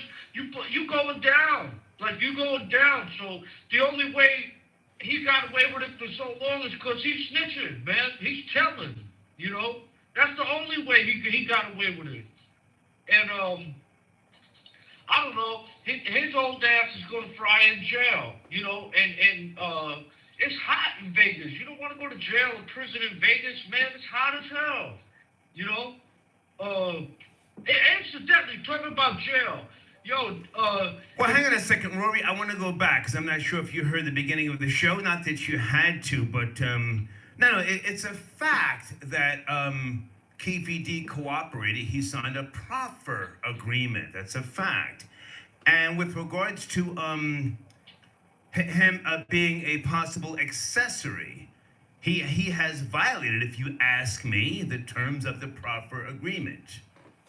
And he has also been recently now charged with orchestrating the murder. So that's a totally different charge from accessory. Even if the accessory charge, even if there's some type of gray area with regards to, the upcoming trial or a plea deal, they've got him with orchestrating. So that's a new dynamic that has just been put into the mix here. Go ahead. Yeah, that sounds like some sort of RICO charge or, a gang charge or something, which I can't believe he wasn't charged with it in the beginning, It's just weird that he came out now, that they went after him now, but he did write a book. Rory, it's not weird. It's fake. Hey, I don't mean to cut you short. It's not weird. He signed a proffer agreement. A proffer agreement is not immunity, but he agreed to cooperate. So it's not weird, but go ahead. Yeah, well, he's stupid. The guy's got to be really stupid. It's for his age, he's got to be, extremely stupid. I'm not surprised with a name like Keefe, although I think that's a really cool hood name, black hood name, instead of Keefe is cool. I like that name. That's cool. But yeah, for people who've never been in jail before that are listening, I heard something the other day, whatever. If you go to jail and some dude is looking you in your eye and jerking his tool, you're supposed to beat him up. Oh. You're not supposed to wait till he climaxes. You know what I'm saying? That's crazy. You're talking about Darrick. You're supposed to go beat him up. You're talking about Darrick. Yeah, Darrick.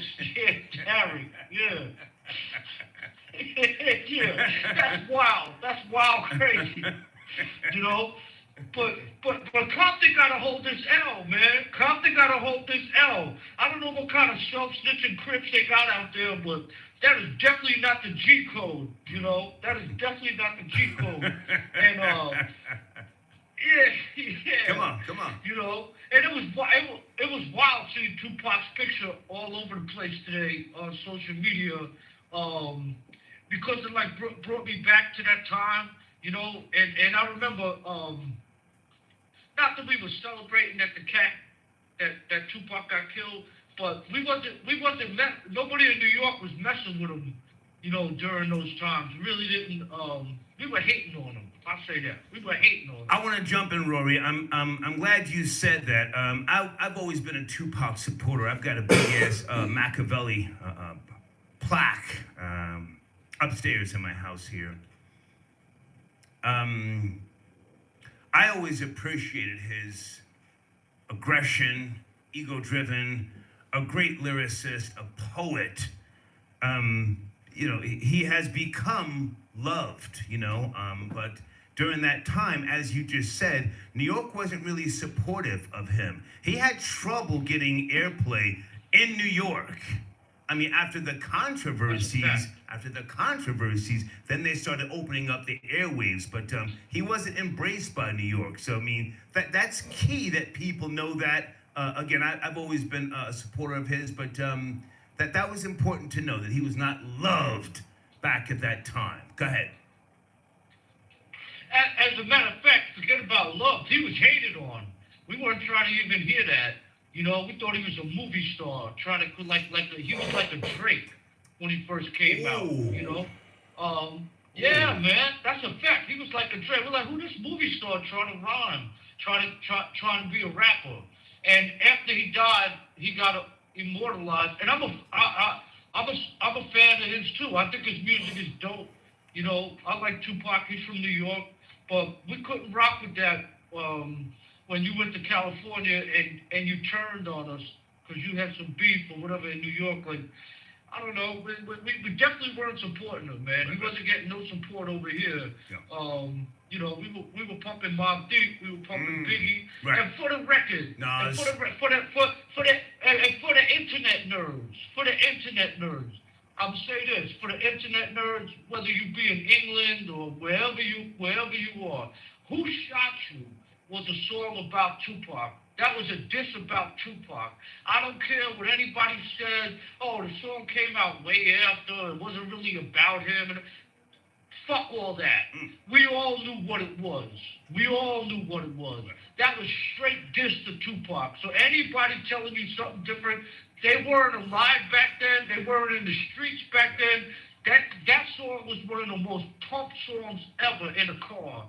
It went on for 2 years. Everybody pumped that jam.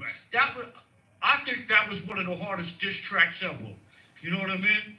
Yeah. So yeah, just to correct the record, the hip hop history record, that was completely towards Tupac. Okay. So okay. Yeah. I want to go back, Rory. I want to focus on Keefe D. He's been arrested.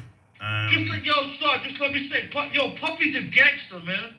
I don't care. I know he gets a lot of hate from everybody all over the country and stuff like that. You gotta respect Puffy's gangster, man. Puffy is a goddamn gangster from Harlem, the home of the black gangsters, the home of Bumpy Johnson. His father was a gangster. Puffy is a gangster. Puffy is a mogul. He wasn't raised in Harlem, Roy, to be precise. He wasn't raised in Harlem. You do know that, right?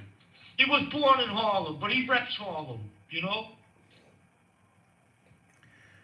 Now, hang on a second, because he and I have hang on. He and I have had many conversations.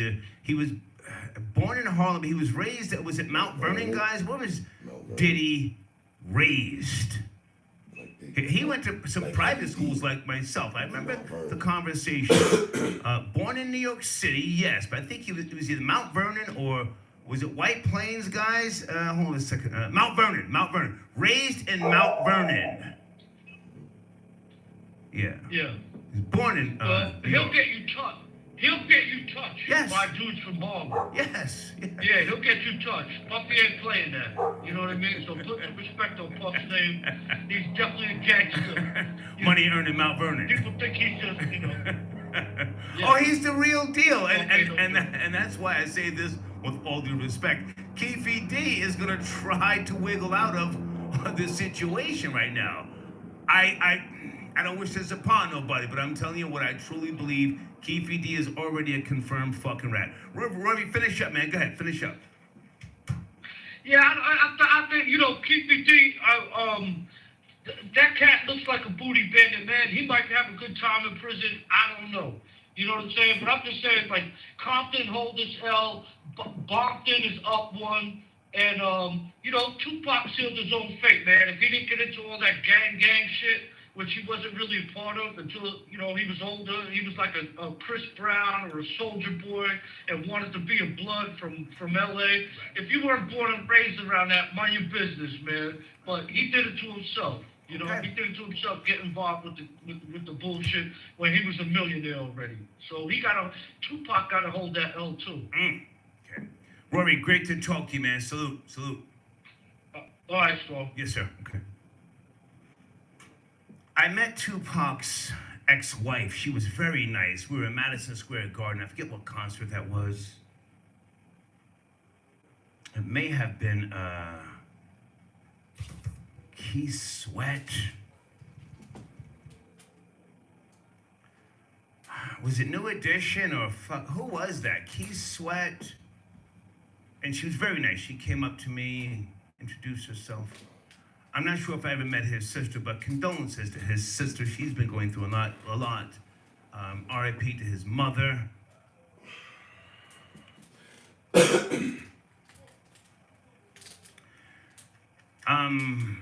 And I don't say this to sound or to make him sound cool, but even though he was a dancer out in Baltimore, Tupac, dance school with Jada Pinkett, he squeezed that goddamn trigger in Atlanta. Yes, no, you guys know what I'm talking about? Tupac wasn't pussy on the trigger. You can say what you want about him. Actor, yada, yada, yada. Again, not that makes you a tough guy, but those split seconds, most people can't do it. Most people can't squeeze that trigger. Or they talk a hot one. Yo, I would have done this, I would have done that. Average person bitches up.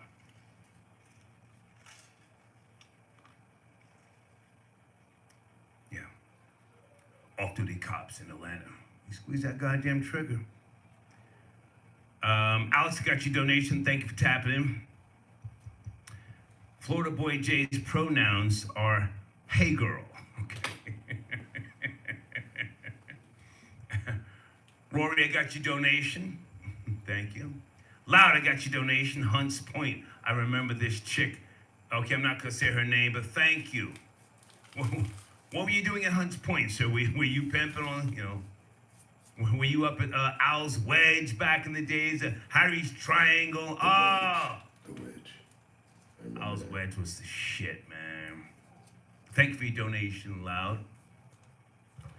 Advo, are you calling in? Advo, baby boy, CEO returned, the master to rewrite. Okay, NDAs. Advo, the comedian. Thank you, I got your donation. Jasprit. Okay, are you calling in?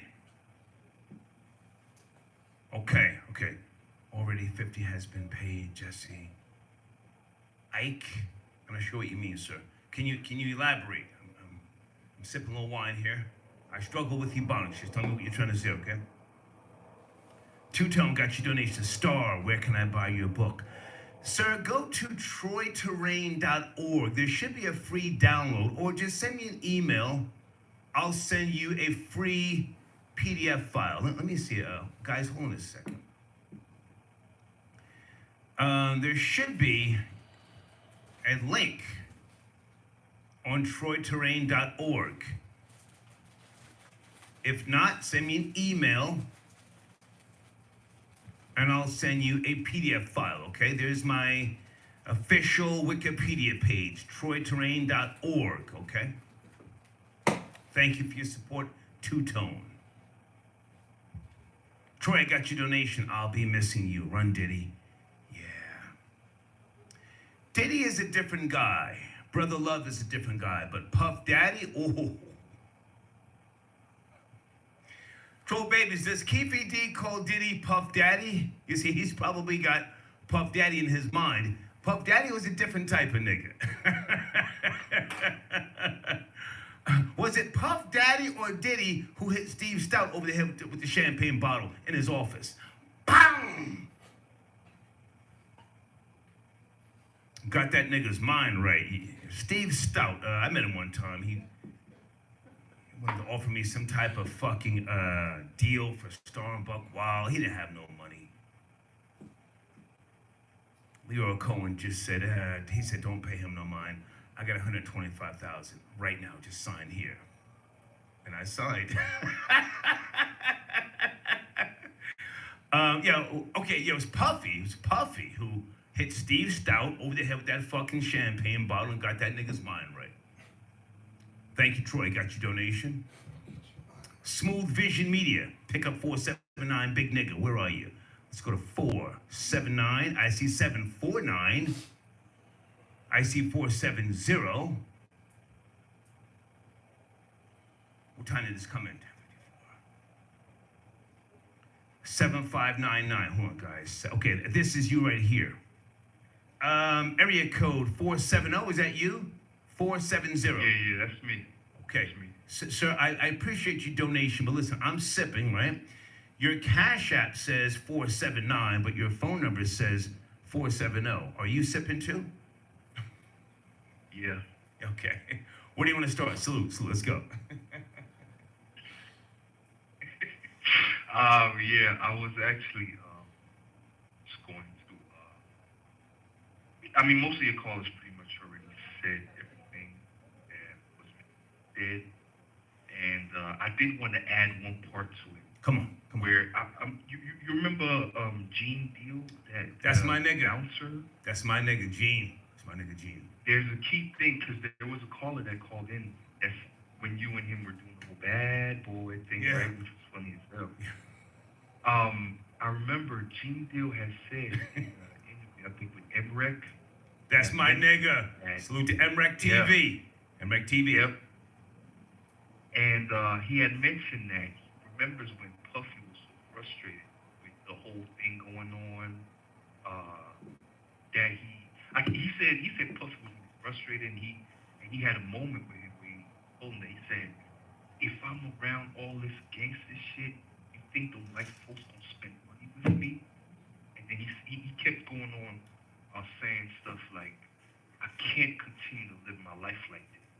And then the key things where he said, I don't care if Big gotta die, I don't care if Pop gotta die, and I don't care if Suge gotta go to jail. That's what Gene Deal said that Puffy said that night. It was, that's when he was, I guess, working security for Bad Boy or something. So I remember him saying that, and when he said that, that was all I needed to hear, because, he pretty much spoke all that stuff into existence, because it literally happened in the scene that he said, so, and the whole thing with Keefy D, Star... Well, hang on a second, I want to respond to what you just said. Gene Deal is an honorable man. I don't mean to put his business out there, but Gene Deal gets a pension, so he ain't sitting around, saying shit for fucking, just for fun, for shits and giggles. Gene gets a pension, so, and he's a very, very reputable, honorable man. And that's not to kick dirt in the direction of Diddy, who's been good to me as well. But Gene has a mind like a fucking tape recorder. I used to go up to Sue's Rendezvous sometime. You ever heard of Sue's Rendezvous? No. Okay. What's that? Well, you can Google it when you get time. Listen, I'm no tough guy, but I'm stupid. Sometimes I would be sipping bourbon and gin and go to Sue's Rendezvous by myself. And Gene reminded me, he said, remember you used to come to Sue's Rendezvous by yourself when we had to put you out?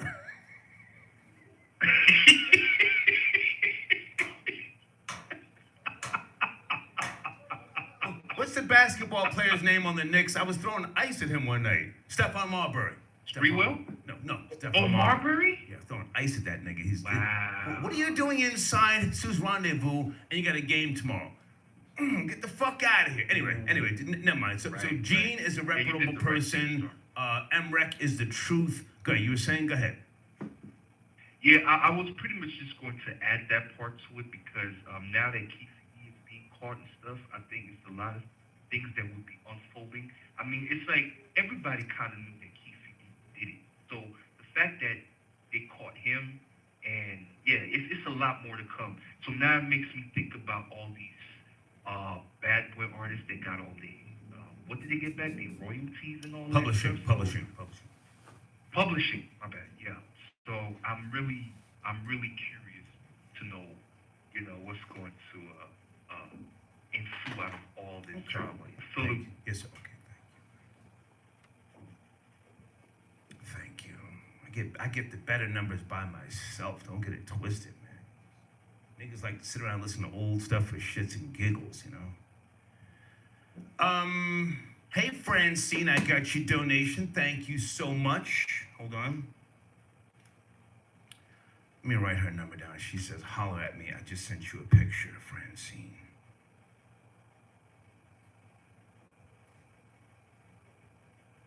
Francine, you better not be a nigga with a wig. Okay.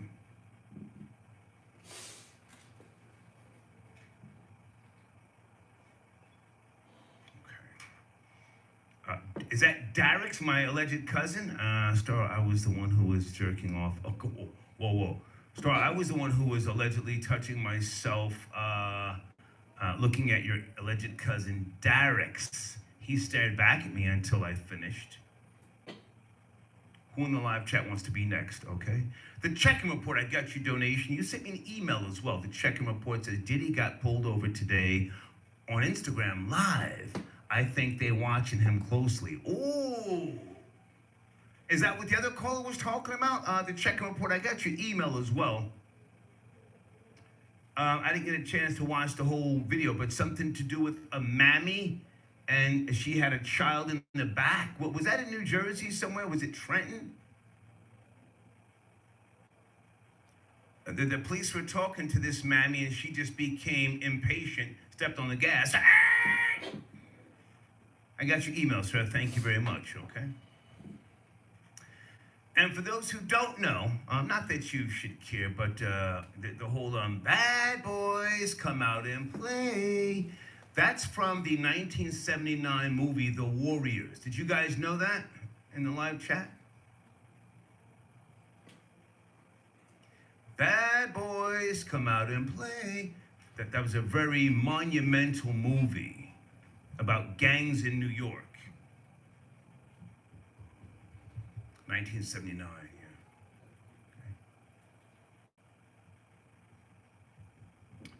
yeah. Okay, I just spoke to this person. Thank you so much. Blade, did you get the email?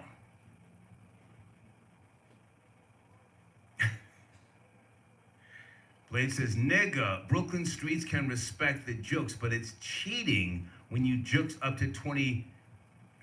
I'm not going to say what he said. Just say it's wearing a DEA jacket. That's different. Okay. Blade, did you get the email I sent you?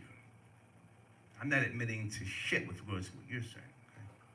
Thank you for your support.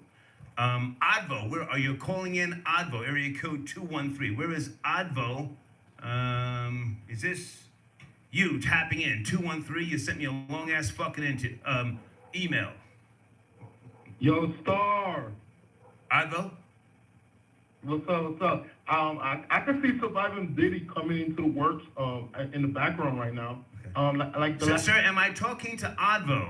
That's the question. Yeah, it's me, Avo. Okay. What up, Star? It's Avo. No. Listen, my brain is fried. I can't remember every goddamn phone number. Okay, you sent me an email. It's long as shit. What's going on here? I'm right there on the verge of being the new something. What's going on here? Well, first I want to quote you. You said, I'm right there on the verge of being the new Lenny Bruce, which is a comedian. Why you always shit on comedians? Why you look down on comedians? I don't. What are you talking about? I don't shit on comedians. I say that I'm not. I keep it real. I'm not. But I grew up, admiring Don Rickles. That was my guy. I don't shit on comedians. But I think comedians look up to you, because like even Dave Chappelle. But that's not what we call about. Let's get back to Diddy. I appreciate that, but I make it clear that I'm not a funny type of guy. That's not to dehumanize anybody. I have great relationships with Talent, Capone, a lot of those guys, Rob Stapleton. I respect those guys, man. Gerald Kelly, I know all those guys. Come on. That's a fact. Now, but going back to the last caller, I do agree with the last caller in which, it was kind of funny to see Diddy return most of the publishing or the masters to some of those bad boys, former employees or artists. So that was very spooky. So, and I do agree with you. I think that he should be looking up, she should call in on like Russell Simmons, or even do like Trump, like become friends with Trump and then just go to Russia, like try to avoid America, because it's looking bad for Diddy in the next 5 years, I feel like. How about 365 days? Oh, you said a whole year? You putting that on him? There's allegations that he got stopped on, I'm reading Twitter right now, and Diddy is blocking everybody from his social media.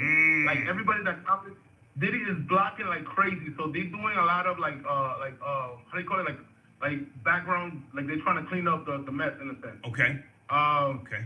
And yeah, I do agree with the other caller that said, Diddy, I learned from Fran Lucas.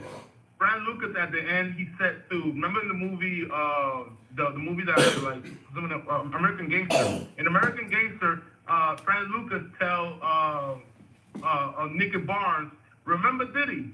And there's allegations that Nicky Barnes killed Diddy's father. So Diddy's not just like a funny guy. Diddy's a gangster. I do believe that he has that gangster blood, and he's from the Bronx too. So I just wanted to cut it off with that. Diddy's from Mount Vernon, not the Bronx. He's born in Harlem, raised in Mount Vernon. Go ahead. And so is Mount Vernon Westchester? Mount Vernon, to be precise. He went to private schools like myself. He says Mount Vernon. If you want to say Bronx, maybe you know something I don't know, but go ahead. Nah, yeah. And also, Keith D, shout out to, I think Black TV deserves its flowers for cleaning up hip-hop, I know we... Advo, we don't do shout-outs. Slow it down. We don't do that. No, definitely. But still, like, the work he put in is kind of, like, very interesting. Keith D, like, he's too old to go to jail, to keep it 100, so he's just going to be snitching. No, he's not. Most likely he has, like... No, he's not. No? No, he's another nigger, and his time has come. He's not too old to go. There's no statute of limitations for murder, so I do agree with that. It's a cold case. Yeah. But I do feel like they're trying to gather other things in the background, and hopefully like a lot of artists will speak out against Diddy, because for you to get killed in the middle of like Las Vegas after a Tyson fight, like I'm pretty sure everybody has information, but it's just like it's been taken away. And even going back to Kippy D's girlfriend, like, why are you keeping the weapon? Why are you keeping the bullets? Like, these guys are just like, I feel like... Advo, can I ask, how old are you? How old are you? I was born on Jay-Z's birthday in the 90s, in 1990. Advo, how old are you? I don't feel like doing math. I'm going to Jesus Christ age next year. Well, this year. Advo, please don't make me hang up on you. How old are you? I don't feel like guessing. 32. Okay, just say I'm 32, man. What the fuck, dude? Okay, so listen, we're talking about, what's going on now. If you want to speculate, that's fine. Keefe D, he's not too old to go to the penitentiary. He signed a proffer agreement. I want to stay focused. Have you any knowledge of a proffer agreement? Because, you know, you're talking about some other stuff that I'm not sure of, but I'm going to let you finish up. The proffer agreement, he really thought that he had immunity, and that's why his ass is now in a sling. Go ahead and finish up.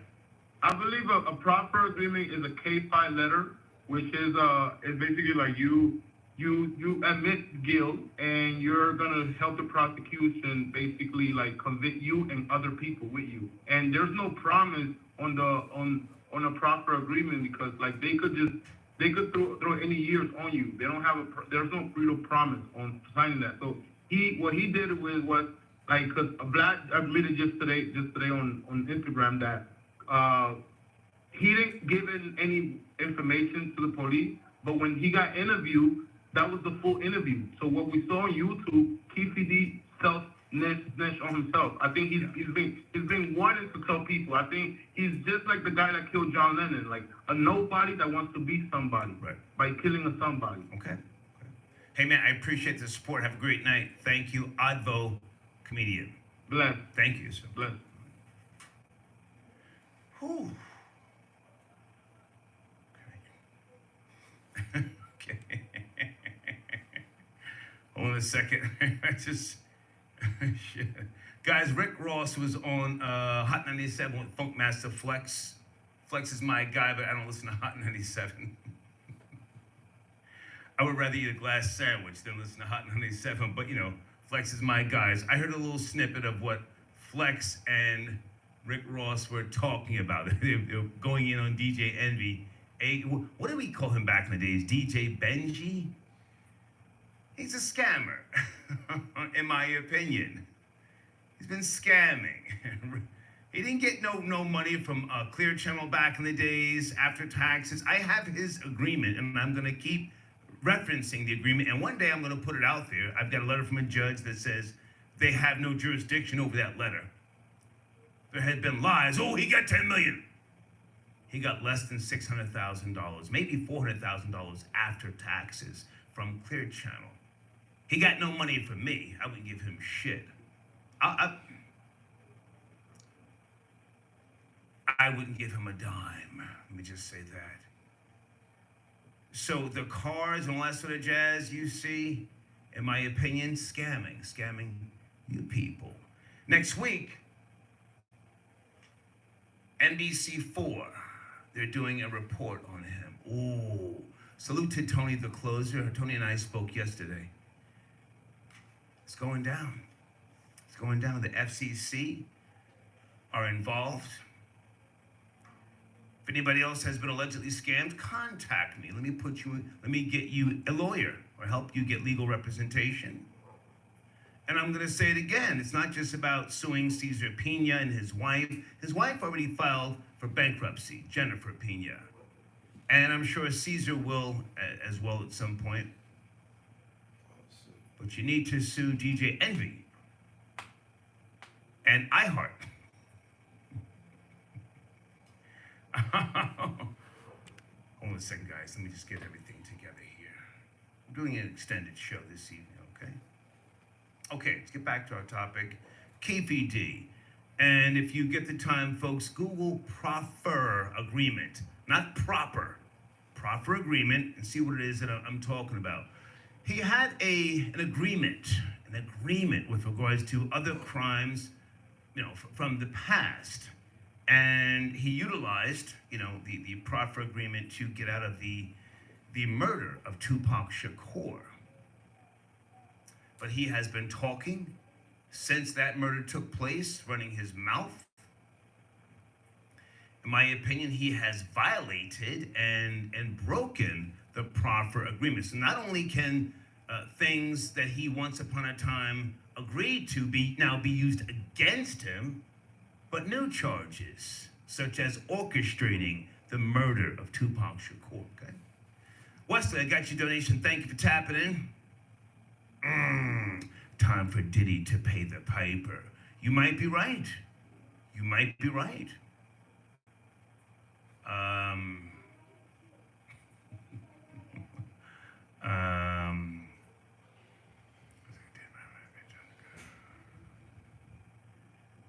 someone just sending me a random email. Okay, I don't know who you are. The Real Rico Mercado got your donation. Rory's new album should be called Britney's Spear. Oh, that was cute. Christopher, I got your donation. I want to call in. Okay, so what area code? Send me an email. Let me know what number you're calling in from. I got your donation. Thank you, Christopher. Okay. Folks, if you're new to this show, I don't charge people to call in, but, I'm looking at 50 calls here in a fucking queue, so I tend to show preference to people that donate. I'm just being real with you, okay? Let me know what area code you're calling in from, and I'll pick you right up. Rakim, I got your donation. Thank you. Pac may have been an agent of chaos. Respectfully, R.I.P. Okay, I can see that. He was young. He was confused about things. He contradicted himself, and that's fine. That's what being young is about. He was, 25 when he died? I mean, when I was 25, holy shit. If YouTube were around, Instagram, oh my goodness, I'd be in the penitentiary right now. For real. But thank you for your donation. I sure did. Okay, Blade. Okay, I don't know what Blade's talking about. Let me keep it pushing here for a second. Area code 862. Good evening. Are you there? Friday night. We're talking about Keefe D. 862. We're here. Hey. Who's this? Can you hear us? I can hear you. Good evening. It's Jesse Dyke. Hey, who's this? I don't remember. You had an arm wrestling match. Indian and Nigerian couple. Back in the days. Yes. Hey! Okay, good. On to start the bot. Hey, what's up, man? How are you? Good to hear from you guys. What's cracking tonight? Good to hear from you. Wow, unexpected but very great. All right. Keefe D, any thoughts? Yeah. He's been arrested for the murder in connection, the murder of Tupac, orchestrating. I think he was the shooter. What are you guys' thoughts? I mean, when you look at Keefe said the FBI, he said the FBI knew who was sitting in what seat or whatever. Yeah. I think Big Drake shot at Pac because I find it very hard to believe that that Orlando's gonna reach over and then shoot at fucking Pac. Okay. It doesn't make sense to me. It just doesn't make sense to me. Okay. And as far as this whole situation, I just think this nigga's stupid as hell. You know, he misconstrued what a proffer and what a community was, and here that dumbass is. Maybe his funds ran low. He didn't have any other way to maintain, and people were reaching out, offering him cash. Well, sorry, you do know he had cancer, so he probably thought that chemotherapy is very expensive, so right. he had to start telling. Right. He do these interviews to upkeep with that shit, so that's probably what it was. Yeah. Rent to pay. Yeah. Baby need new shoes. Say this and I will say this as a Tupac fan. I'm not these crazy ass Tupac. I'm not one of these crazy ass cybernet Tupac fans. I don't take it personal. These are thug dudes. These are gangsters. They're vile. They're filth. I mean, they have everything is about,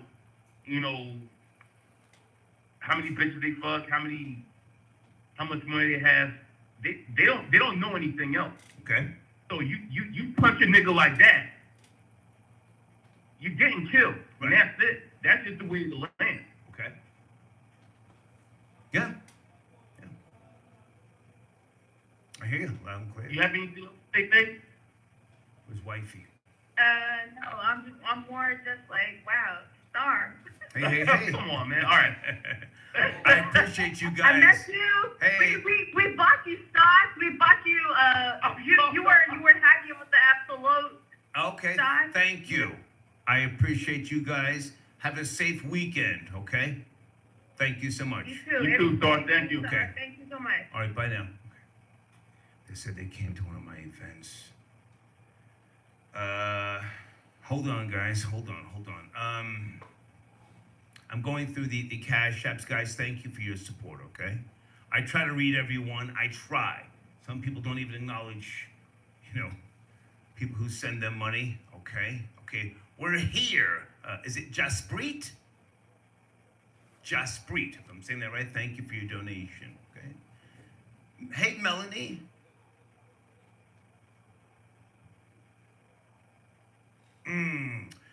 No, Blade, the letter that I sent you, and Blade, hang on to that for your records and for purposes of accuracy with regards to my journey, because you, Spence Skrilla, you have an invested interest in me. We've never met, to my knowledge, and no, that letter was for a, what was that for? May 27, 2003. I think Summer Jam was coming up. Did Eminem perform at the 2003 Summer Jam, Blade? Can you check? I think I may have gotten suspended in May. And Summer Jam was either in June or July. And I was telling the audience at the time, the Hot 97 listeners, that Hot 97 was paying for Eminem's expenses. Maybe like $300,000 and for equipment and all this shit he was gonna bring on the stage. Meanwhile, they never paid for Mary J. Blige. They never paid for anybody, Jay-Z. So when I see Nori and these guys, no disrespect to Nori, when I see them, yo, shout out to Tracy, shout out to Hot 97. I'm like, what the fuck are you shouting out Hot 97 for? They pimped you. All of the Black and Hispanic artists, when I was there from March 2000 until May 2003, they never paid them to perform at Summer Jam. Never. So I think that's what this letter was about, Blade, if memory serves me correctly. I told on them. I told the audience. Anybody in that live chat know what I'm talking about?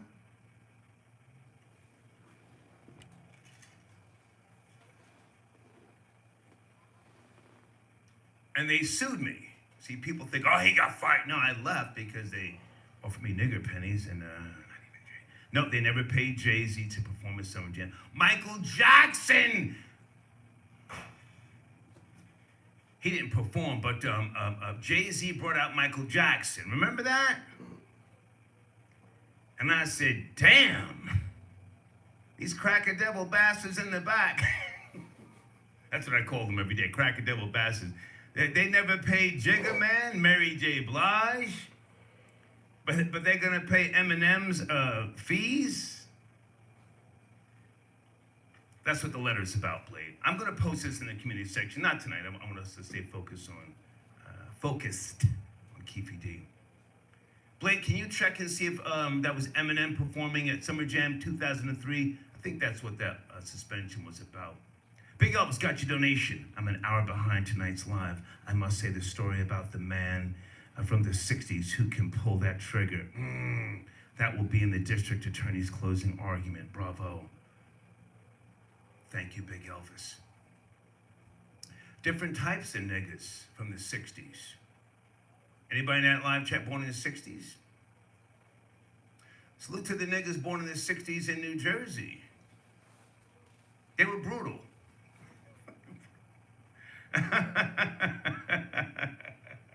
Area code 301, good evening. We're talking about Keefe D, a rat, they got him, and he's gonna tell anybody he can. Are you there? Yo, this is Chris straight out of Maryland. Hey, how are you, sir? It's cracking. Yo, I think Keefe D's a sucker. He's a rat. He's been running his mouth for so long. Come on. Trying to get clout. Right. He's an OG. He's supposed to be an OG, but he's really a sucker. So I know Orlando Anderson's turning in his grave. And let me get the punky. I think he's one of the most sucker niggas ever in this industry. He picks and chooses who to get at. He's, the night Pac got shot at Quad Studios, I watched like a clip recently, right? I seen Puffy walk out of the studio with Jimmy Henchman. And we all know Jimmy Henchman is responsible for that shooting at Park Studios. We know that, right? Yet, these guys act like Has that been confirmed, sir? I don't know that to be true. I mean, Jimmy is my guy. Don't get it twisted. Has that confirmed? Jimmy is fucking the rat. Jimmy the rat. Okay, sir, take it easy. I'm asking you, is it confirmed that he was involved in that shooting? I could have sworn it was, Yes, it is. It is confirmed. Name? It's confirmed. What was, somebody else actually pulled that trigger. Jimmy didn't pull the trigger. What was it? Jimmy didn't pull the trigger, but he set him up.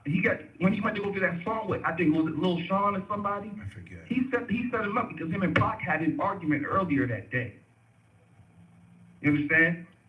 Listen, Pac is innocent in all of this. You know, he had his ways. He was young. But I think Jimmy is the main focus there, right? But Puffy knows everything that happened, right? Yet he acts innocent like he's this peaceful person. He's not that at all. He's never been that person. You know, Suge gets a bad rap, but really Puffy's really the snake in the grass. You heard? Yo, his life is crashing right now. I just want y'all to watch the next 2 years, everything that's going to come out. You know, he picks and chooses who to get at. Like, when 50 taking shots with him, he don't want no problems because 50's the real deal. You understand? He's the real deal. But, you know, I don't think it's too late. I think he's going to spend the rest of his life in jail, most likely. I hope to see that happen, you know? Because that was some sucker shit. It didn't have to go down like that. But, you know, that's the street. That's the street. Can I ask where you're calling from, sir, with this T? Where you calling from with the T? Sorry, go ahead. I didn't hear that. Where are you calling from, sir? You sound like you got a lot of... I'm straight out of Maryland, man. Straight out of Maryland. You but, did know, say like, that. You did say that. Pardon me. Go ahead. Yeah, straight out of Maryland. But yeah, man, I'm happy to see Puffy's demise. I'm happy to see Keefy go down, man. Okay. You know, they real sucking demise. You know, free Suge.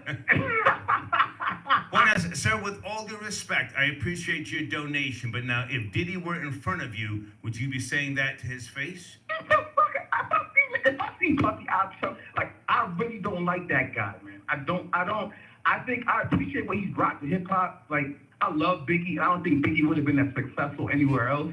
But I think Puffy's a real wicked guy. He's for himself. He's always been for himself.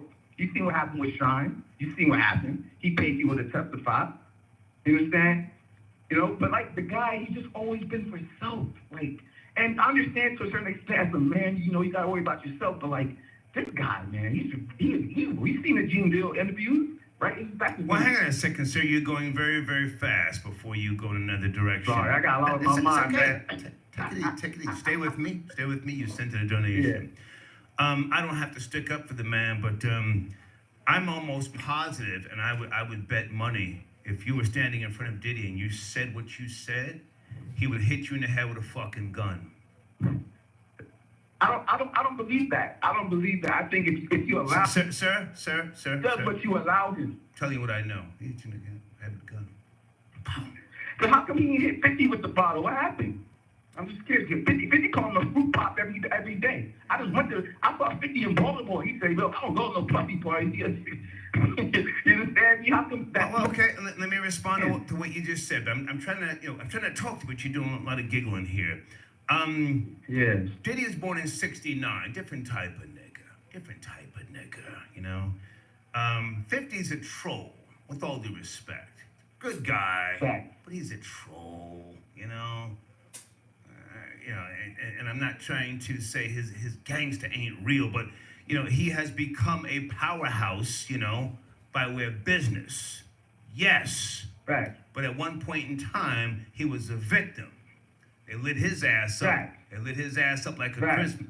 They lit his ass up like a Christmas tree. So he wasn't some gangster killer from Southside. He's never been that. But let me ask you this: have you seen 50 back down in his life? Have you seen him back down? Here's what I know to be true. Let me respond to what you're saying. 50 will sue you. Oh, he'll sue people. He'll sue you. But at this age, yeah, everybody's doing that. But like, did he not get busy with Jimmy Henchman? Let's be real. Did he get busy? 50 has yeah, been. Did his team get busy? I'm trying to respond to you, sir. Trying to respond to you. Yeah. Based upon what I know to be true, having been around these guys. 50 Cent used to be my cousin's hype man. I know his come up. Yeah. I've never heard about him actually getting busy with the dick beaters. He'll sue the shit out of you. He's been suing people for 20 some odd years. He going back to Q from World Star. And that's not to discredit him, but Diddy will hit you in the head with a fucking axe, a fucking meat cleaver, or a hammer. He's about that action, but you go ahead and finish up. In fact, I believe it because I heard what happened to Steve Stout, sucker. He a sucker. You know what happened with him. But I feel like with Five, I think the industry, they know better. I don't mean to get off topic, but like they know better. I think 50 get busy. You saw what happened to Slow Butts on that stage. I know you saw that. You understand? Jimmy Henchman didn't last. 50 won the battle. Green. He didn't even last. 50 the last man standing, whether we saw it or not. And I haven't seen him get touched yet, for real, since the 9 shots. You understand? Like, there's certain people in the industry, they know not to play with. They know better. You can say you're a troll, but they know who to play with and who not to. Trust me. Okay. Trust me, man. I thank you. But that's just Robbie. Go ahead. Thank you for the donation, sir. I thank you. Yo, what do you... Thank you, sir. I let him speak. You know. Talk your talk. 50's a great guy. Yo, primo, ¿qué tú estás haciendo 50 didn't hoy? shoot no fade with Jimmy Henchman. No, watching the fight. Okay. Not to discredit Fight, 50, who's but fighting? 50 didn't even want to see Bangum Smurf with the fucking dick beaters. You guys ever heard of Bangum Smurf? That nigga was a problem. If we talking, the streets of Southside Jamaica, Queens, Bangum Smurf. Let's move on. I think he got deported, didn't he? Oh, that was a live wire there, boy. Elvis got your donation. Thank you for tapping in. Masood, thank you for your support, sir. Masood. Keefy D. Okay, who is this who just sent in a fucking proffer agreement? Did you send in a donation? Who is this? I called your show. Okay, we spoke for 20 minutes. Okay, are you the police officer? Who are you, sir? Did you send in a donation? Thank you so much for the long ass email. I appreciate you. Okay. Grambling. Okay, somebody just sent me a video. I can't watch that right now, but thank you, whoever you are. Thank you so much. I thought I saw, is that my alleged cousin, Darrix? Rory was talking about you. Is that why you calling in, Darrix? No, I didn't hear Rory talking about it. What did he say? He's talking reckless. I was actually backing him up with Chrome. Me and Rory was tag teaming Chrome's mother. We was running a train on Chrome's. Oh, wait a minute. Hold on. What are the parameters?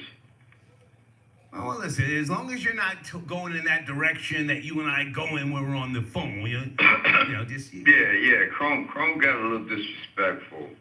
And so at the end of the broadcast, like 3 days ago, 4 days ago, Chrome really got real disrespectful. Are you trying to say crown? Maybe crown. Yeah, whatever. Who you know these niggas,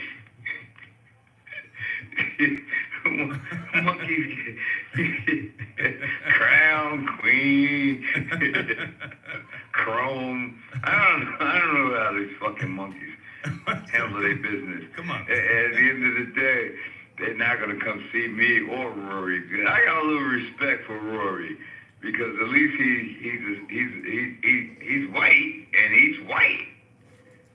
You know what I mean? It is what it is. But nah,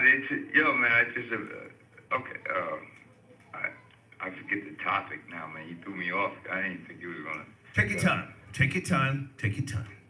Stop it with that. No, I'm good, bro. Come on. I'm good. I'm actually going to work tomorrow. I just saw you was live, so I was like, I'll just hit the phone. Gotcha. What's the topic? Topic is people in their 50s who still have a Bobby Brown jaw. That's the fucking topic. No, the topic was, okay. I don't have nothing on that topic, but the last dude that was talking, at first I was mad just listening to him. That's why I called. And then I realized he was young and dumb. And, you got to teach the babies, man. This kid is fucking... Can I curse? Yeah, sure, go ahead. Sure, yeah. Yeah, this kid is stupid. You know what I mean? But it is what it is. I mean, that's what I was like. You know what I mean? He's like, yeah, man, you nah, man. Nah. That ain't the way to go. But he seems like a good kid. I forget what he actually said that triggered me. There's something that triggered me, and I was just like, yo, man. Oh, is your house flooded? I hope it's flooded. No. My house in Stone Harbor, no, it's not flooded. How you doing? Yeah, I had to turn around 3 times. Newark is flooded, bro. It is flooded. Guys, he's talking about the flooding and the severe rain in parts of New York and New Jersey. No, I'm fine down here. I live right on the fucking beach. You've never been here, but I'm fine. Okay, because you'll never come here, but that's the table. I'm not coming over there. I'm not going nowhere down near there, man. It's a bunch of white females with flat butts. Exactly. Yeah. Big breasts. Yeah. But and for those who don't know, you're not white. You're almost dark skinned. Listen, you better you know what I look like. Yeah, I know what you look like. Almost dark skinned. I'm black. If I ever see you in Stone Harbor, you better be delivering a package, or I'm calling 911 on you. That's a fucking okay. fact. Well, So check it out. So I had to pick up my youngest daughter today, right? And give me a second, folks. That's that powder. To the last broadcast, and she fell the hell out, bro. She was laughing her ass off. Yo, you're doing a great job. You're doing an excellent job, man. Thank you. Excellent job. Okay. Listen, man. I'm so glad you don't have... Darius, get some rest, man. You got to go to work in the morning. Get some rest, man. We'll talk. We'll talk Sunday. Like, I don't know what to do. I'm a grown-ass man. I know, but come on. You're all over the place. So just say, yo, I gotta let you go. I gotta let you go. Don't do that. That's what all the Spanish bitches... I gotta let you go. They say that. I gotta let you go. Thank you, Darius. All right, brother. Thank you.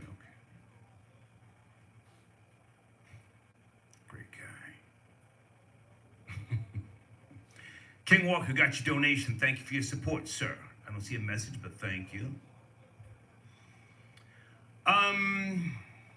Miss Singleton, what is this about, dear? I can't download, I can't watch videos right now. What's going on, babe? Can you explain what you've just sent me? I don't like just downloading random fucking files because it could be something that's, perverted, and I don't want to see perverted shit. What's going on, babe? OSI got your donation. Thank you so much. What imp? What imp, sir? What imp are you talking about, sir?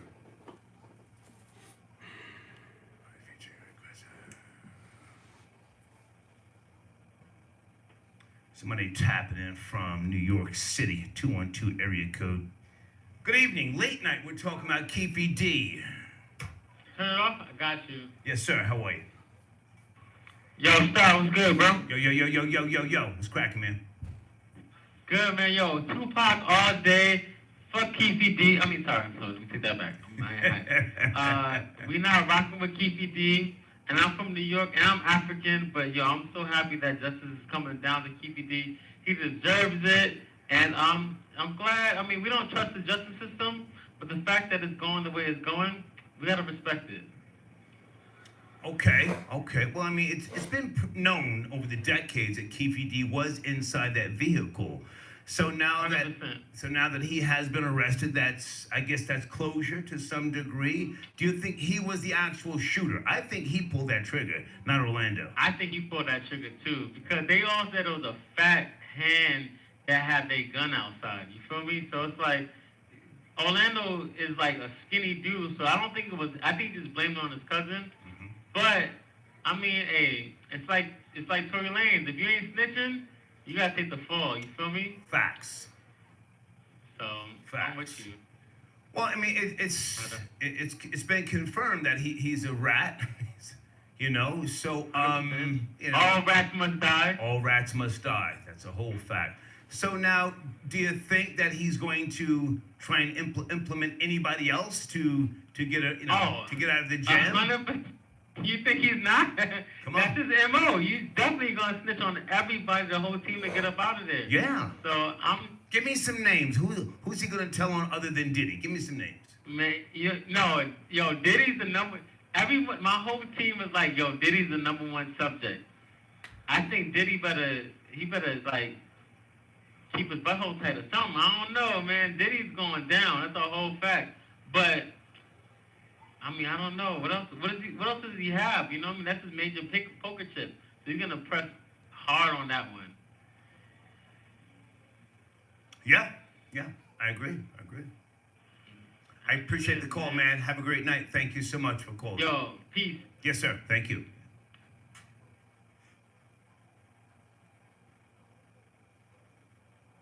How long have we been here, guys? Okay. We've done a 2-hour show, okay? We covered a lot of ground. Let me make sure I didn't miss any donations. Benny Blanco, I see you, sir. He has sent in a donation, okay? Hey, Abby, I got your donation.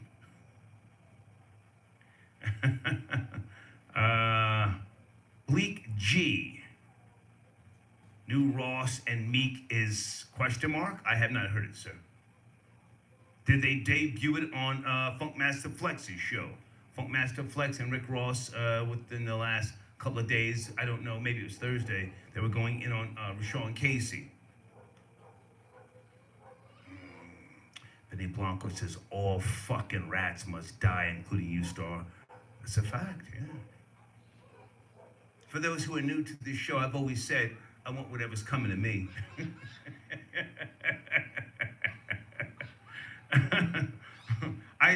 I sleep with an AR-15. You've seen it. You go to my IG page. You can see Karuchi. That's her name. And the bitch is never on safety.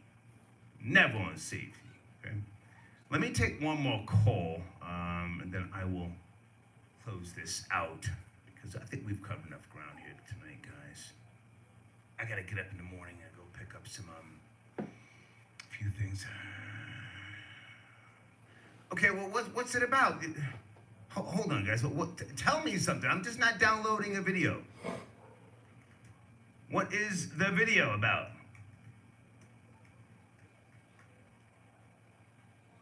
You might be sending me some type of, some type of malware. Explain what the video is about, young lady. Area code 714, you're my last caller. Good evening, 714. Are you there? Yes. Yes, sir. Yes, I am. Sorry. Thank you. How are you, sir? Can we agree on something that Puffy is the closest thing in hip-hop to Hillary Clinton? Ooh. Okay. Explain. A lot of dead bodies around that guy without anybody getting indicted. Let's just say that. If they don't wind up dead, they go to the penitentiary. Yes? So, do we want to congratulate the Las Vegas PD for the incredible job that they did? It took them nearly 27 years to capture a arch criminal, Albert Einstein brain. If you see his interviews of how smart this man is, it took them 27 years to catch this genius. I mean, God, the guy is dumber than doornails, and he was able to get away for 27 years. Do you really think that they were putting in their effort? And I've seen the videos today, and they were praising Tupac and how they wanted justice for his family. I even saw one cop quoting some of his lyrics. Yeah, it took them 27 years to do something that we knew at least 7 to 8 years ago, we all knew. At that point, when that Greg Kading report came out, we knew he was in the car.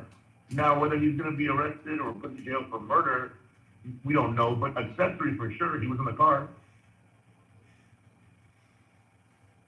So, I feel like this was something that had to be done, but Afeni's gone, Tupac's gone, Matulu's gone, the sister's still alive. I mean, it'll be some kind of reassurance for her, but did the family really get what they wanted 27 years later? Can I ask what state you're calling from? State you're calling from? California. Okay. I'm not the sharpest knife in the drawer. However, Keefe D again signed a proffer agreement years ago. It's been no mystery. We didn't just find out 7 or 8 years ago that he was in the vehicle. That's long been discussed. He signed an agreement. They gave him an opportunity to not just talk about the shooting and the killing of Tupac. That was a murder, not a fucking assassination. With all due respect, Tupac wasn't some political figure. He was a young man, great poet, but to a large degree, he was just out of control. I truly believe that Keefe D has been a confidential informant over the years, telling on other people, along with fucking Mob James. You have to play ball with the authorities. That's just a fucking fact. All these old niggas running around here talking about, I was a A1 since day one, that's fucking cap. The black... You have no power. Keefe D had no power. Most of the black gangsters and mobsters, they had no power, with the exception of the black mafia in Philadelphia. The exception of the black mafia. That was power. But Nicky Barnes, that fucking bozo who got up on the cover of the New York Times, Mr. Untouchable, he had no power. Frank Lucas had no fucking power. Rich Porter and Alpo had no fucking power. So in my opinion, they always knew he was involved. He was living in Las Vegas, close to the police, yes? Go ahead and finish up. So by that logic, if that's the case, then Puffy's an informant also? I don't know, sir. I don't know. Okay, and then... Is Puffy an admitted gangbanger? Is he Crip Rolling on Pyru? I don't think he talks that talk, does he? No, he stays low. He stays low. One more other thing, sorry, I wanted to ask you your opinion on this since you broke this, and I followed a recent video on the Cesar Pina DJ Envy scandal. One thing I wanted to know, isn't the Breakfast Club somehow owned by Puffy also? And what is this going to do to that show if the FCC comes down on Envy? Okay. Do you see that? I did not break that story. Any longer? Tony the Closer came out the gate first. And at some point, after a couple of weeks, or maybe a week and a half, I'm not sure, he took his videos down and he didn't want to deal with it. I then came in and, alleged victims, I said, reach out to me. Let me get you a lawyer if you're serious. I don't want to interview you. If you're serious, let's get you a lawyer. And I help people get lawyers. I have a 501c3. I do work for real, okay?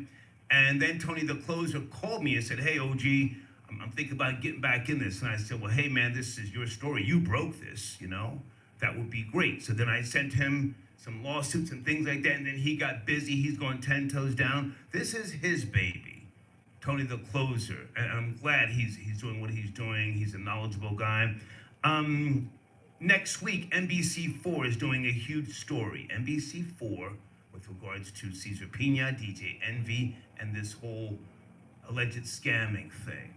With regards to the Breakfast Club, no, iHeart owns that name. They don't own the name, iHeart. So there's many ways that they, in my opinion, are on the hook for FCC violations, solicitation over the airwaves, payola. Payola is not just money paying somebody to pay a fucking song. Payola is accepting gifts and other things. So I don't know anything about Diddy and the Breakfast Club. I don't think so, to answer your question. I think iHeart more so is pulling the strings. And that's why nobody has been fired. Did you see that video star of this white man making a video about 20 minutes breaking down the whole DJ Envy? He did a great job. That video? That was last week, sir. It was last week. Great, he did a great job. Yeah. Exactly. Spencer. And he broke it down. He broke that video down to a T. And judging based on the way that Cesar Pena looked, I mean, the way he looks and the way he talks, and the fact that he was an ex-criminal coming out, people that were paying him money were basically doing it on Envy's word. Do you not agree? I agree. Yeah. But sir, I'm focused on Keefe D, the spirit chucker from the West Coast tonight, who is now in the clutches of the law. I thank you for your call. Thank you, sir. Yes, sir. Thank you.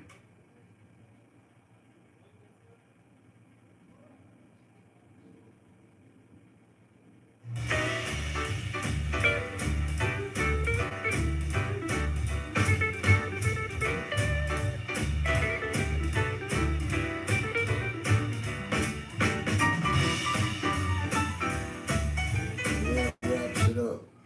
Did my extensive, little bit over 2 hours.